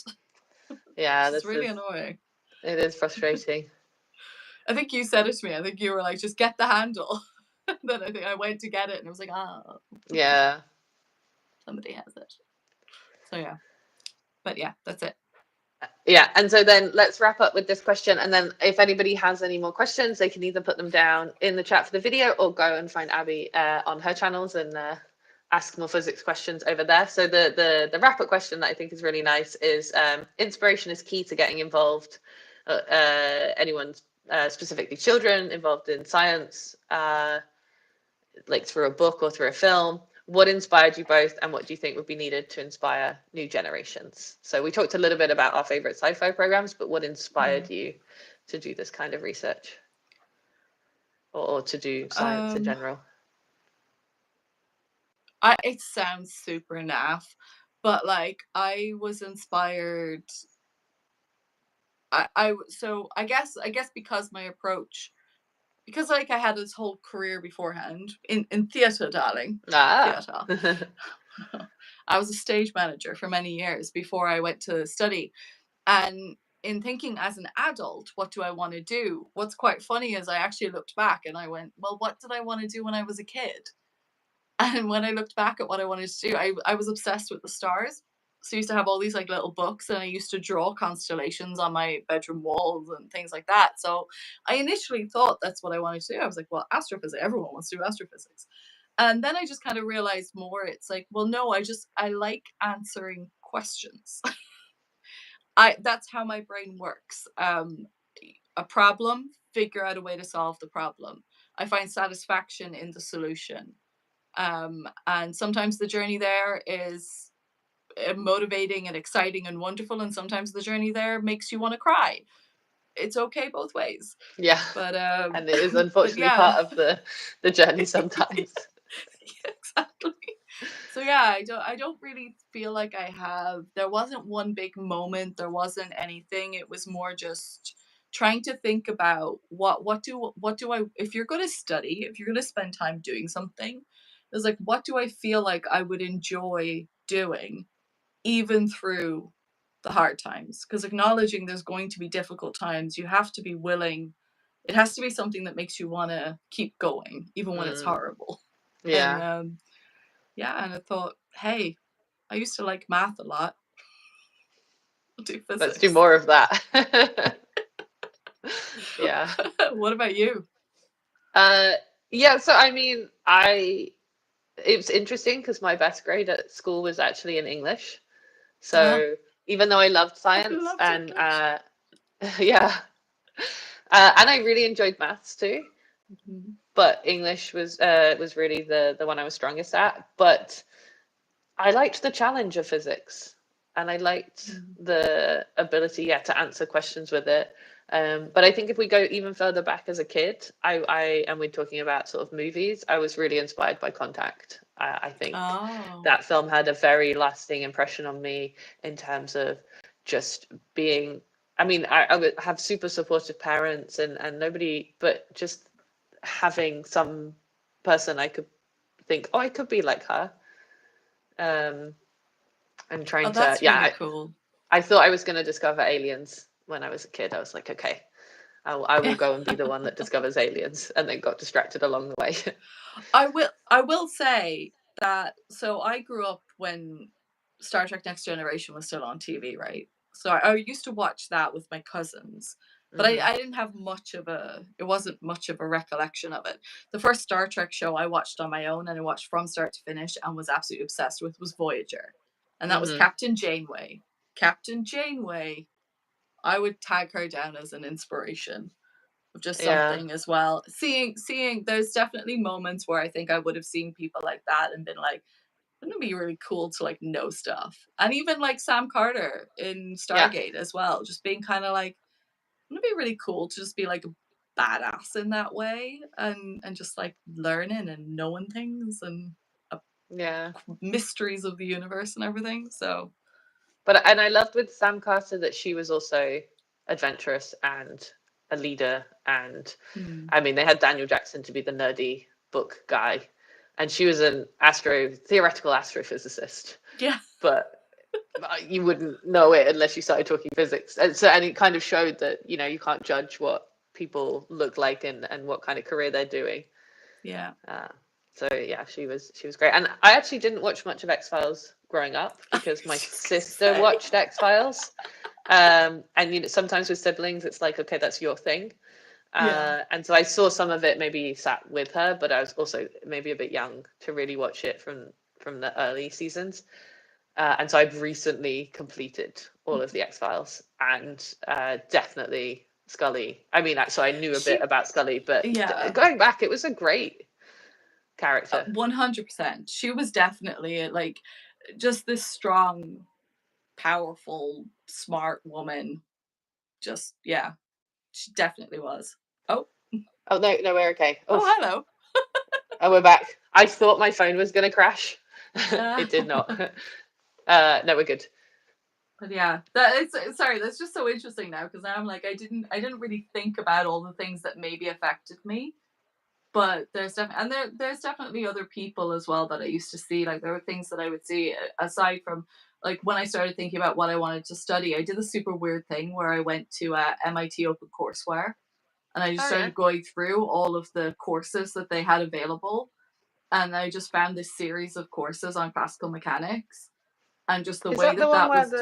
It's Walter Lewin, and I think we're not allowed to like Walter Lewin anymore, because I think there was some controversy, which is a bit like, okay, but I take back videos. But his videos did inspire me. Like, they made me feel like I could engage with physics. And unfortunately, there are trashy people in science, which also you've made a great video on, that have made contributions but are not good role models. I need the next one. I don't know who the next one's going to be. Some people have been saying I should do good scientists, good humans, and I'm like, so if you have a recommendation of a scientist that you think I should cover, I will do one. Of a good scientist? Well, Jocelyn Bell-Burnell's going to be at my university next week, and I'm going to try and go. And I've met her once, and she's amazing. She's definitely a good scientist, good human. I know, I'm nervous about doing her because she's a real person and she's very close to home. Yeah, true. but she's very nice. So I mean, a real human. They're all real humans, but like she's a living human. yeah, still active, and you could meet. Yeah. Yeah, exactly. I'm like, Yeah, yeah. Do you have any scientists that are terrible? Do you have any of the sort of worst scientists in history? He's the worst scientist. I mean, Schrödinger recently came out as being a awful person. Do you mean like living ones? I don't know if I want to get sued for talking about. No, not living ones. Oh, do you know who's a terrible scientist? But we don't want to start that conversation now. Elon Musk. Yes.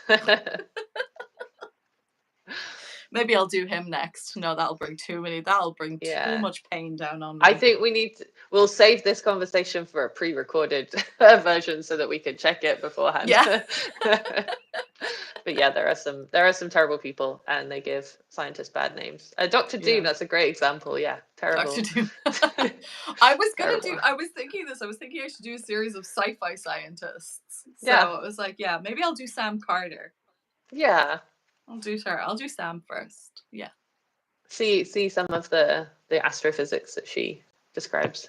Hopefully it's better than when they got Scully to talk about particle physics.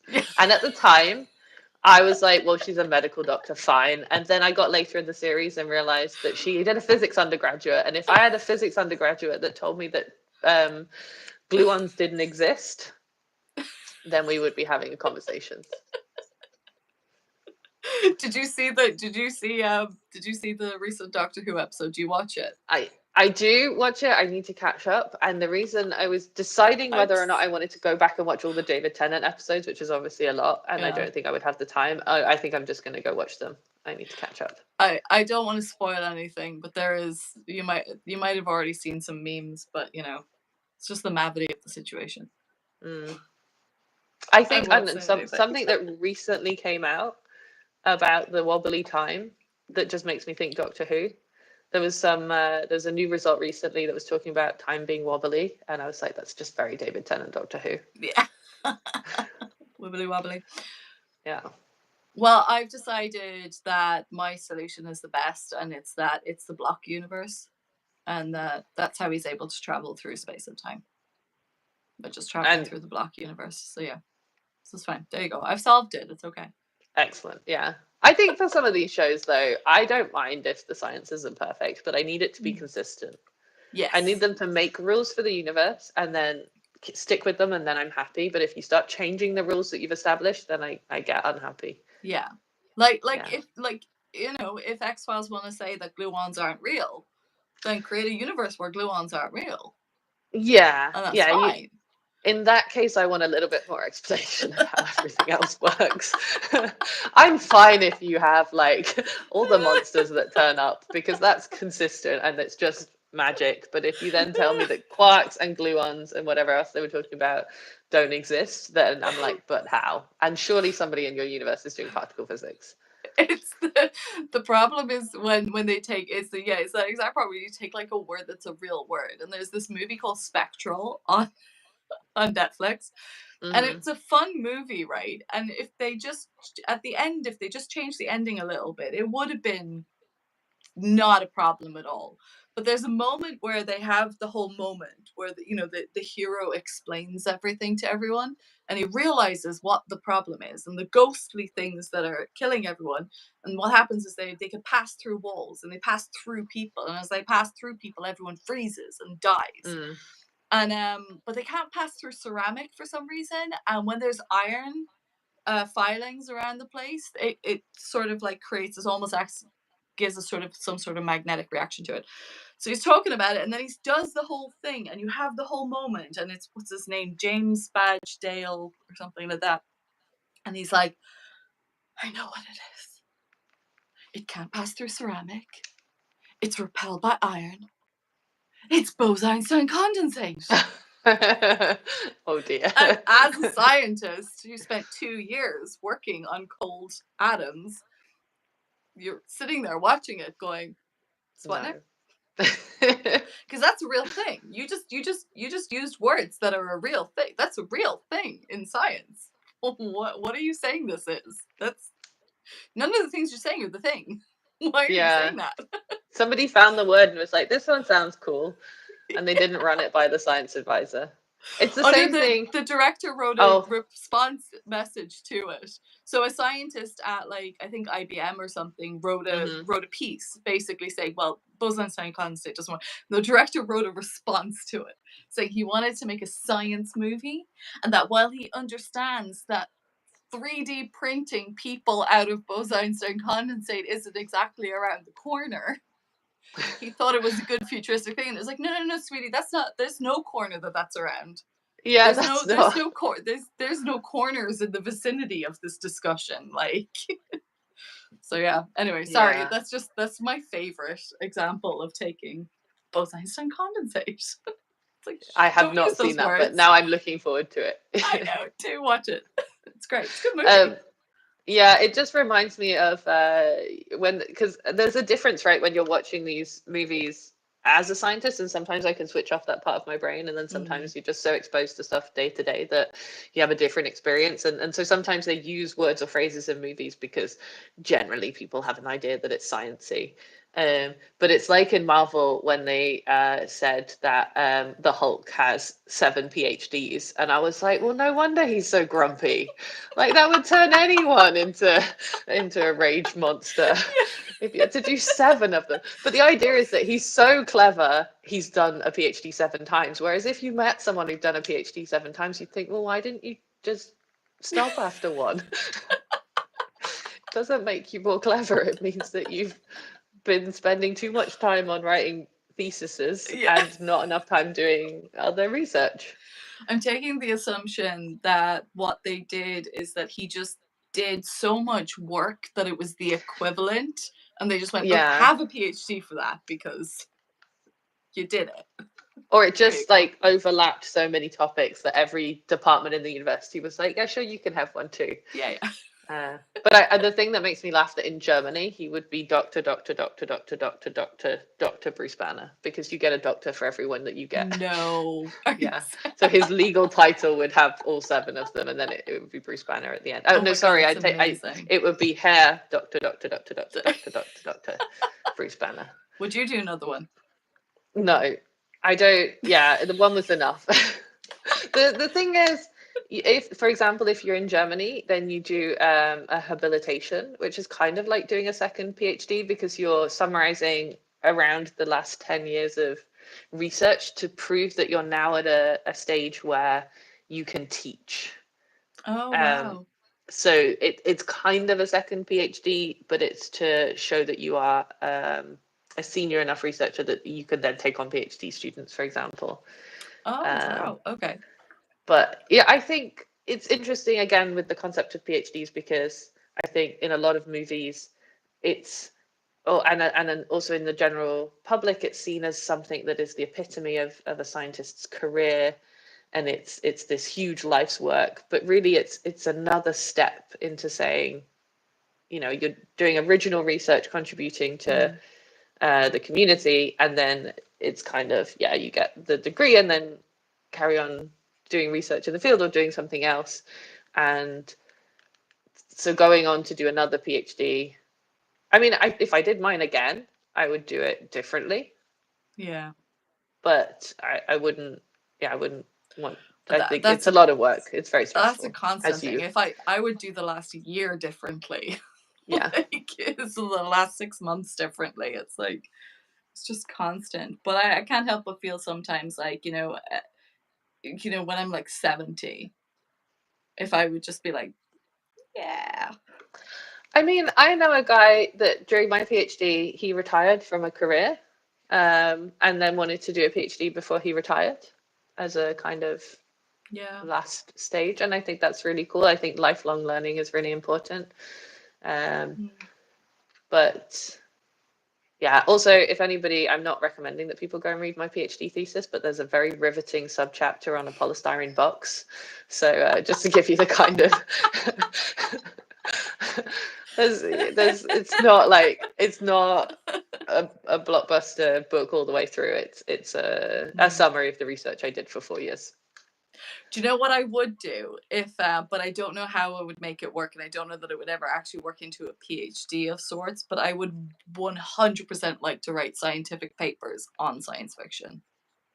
Nice. Like Yeah. 100% I would do that. I would Yeah. enjoy that Also, very much. I don't want to embarrass Bob, who's in the chat, but his PhD thesis was very well written and had great explainers of the topic as a whole, and was an example of one that was written so that the next generation of scientists coming along had a sort of resource to learn about Oh. the topic. And at least one person read my thesis, and I was so happy. Like it's not like a book that you expect hundreds of people to read. It's like one person read mine, and I was like, good, it was worth it. Yeah, I've got like so many different people's thesis on, like printed out on my desk next to me, because I'm like, these are my little Bibles for my research. I need that one, and that one. They're my little, Yeah. these are the people that have explained what I need to know really So well. I was like, yeah. what's really nice in the Netherlands is that they design the covers of the thesis, and they look like books, and the titles are really interesting, and then they're all printed to the same size, and they're very colorful. And so as I go along in my career, I'm hoping to have like a shelf of the collection of all the theses of people that I've worked with, which will be really nice. Oh. So what country did you do your PhD in? In the UK, I was at the University of Manchester. Because isn't Netherlands one of the ones where you get like a sword?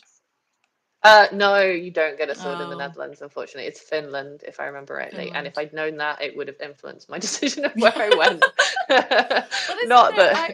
I have a friend whose partner at the time, he did his PhD in the Netherlands, and I know that his PhD ceremony there was something. Yeah, so it's at least for the ones I've been to at Radboud in Nijmegen and at the University of Amsterdam, they're exactly an hour long. And so somebody comes in with a staff to officially start the defense. Then they give a presentation to a public audience, and then the committee asks questions, and it's defended in public. Mm-hmm. And then after an hour, the person with the staff comes back and is like, "No, we're done now." So it's very timed and efficient. I like that. Oh, I want that. But for the UK ones, I will say the best advice I got for a UK PhD was that it is the only time in your life that you can lock two people in a room with you and make them listen to you talk about your research for 4 or 5 hours. It's like, you're not leaving until I tell you everything that I've done. And then it feels like less of an exam and more like the committee has to listen to what you want to talk about. Right. Okay, I'm going to keep that in mind. I'm trying to keep that in mind for my next presentation as well. Like, this is, no. This is what I want to say. Yeah, it's a captive audience. It's brilliant. Yeah. Amazing. Yeah. We're now approaching, my timer restarted, but hopefully we're still, I guess since everybody's still here, everything is still fine. But yeah, we've crossed the 2-hour mark. So it's been so much fun to talk to you. And I've really enjoyed this live session, and hopefully, we've had a lot of great questions and people have enjoyed the chat on here as well. So I think we're going to wrap up for now, and then hopefully we can chat again soon. And if people have more questions, then I recommend either dropping them down in the chat here from the video, or going finding Abby on her social media channels and going catching up with all of your videos, because they are fantastic. Thank you. And thank you so much for joining, and thank you to everyone in the chat for joining. And if you're watching this later, thanks for joining too. If you enjoyed, please maybe also subscribe. If you're not, that really helps make sure the physics videos go far and wide.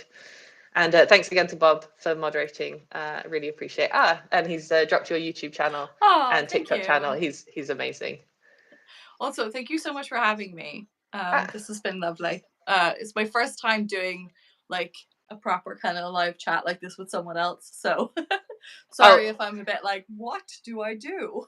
No, it's great. And also thanks for joining, because it's nice to talk to somebody else, because often I'm talking to people who are asking questions, but it feels a little bit like I'm talking to myself. And so this is also why the time has gone so quickly, because I do that so much. And it is nice. It's nice to have somebody else to, so I'll book you in for the next one. Oh, I have excellent. questions.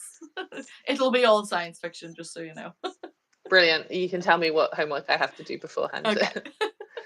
Great. All right. Okay. Thanks Thank so you much for so joining. much. Okay, bye. Bye, everyone. Thank you Bye. for questions and stuff. Now I have to find the button again. I think this X will do it. No, that didn't work. Oh. Okay, bye everyone. Thanks for joining.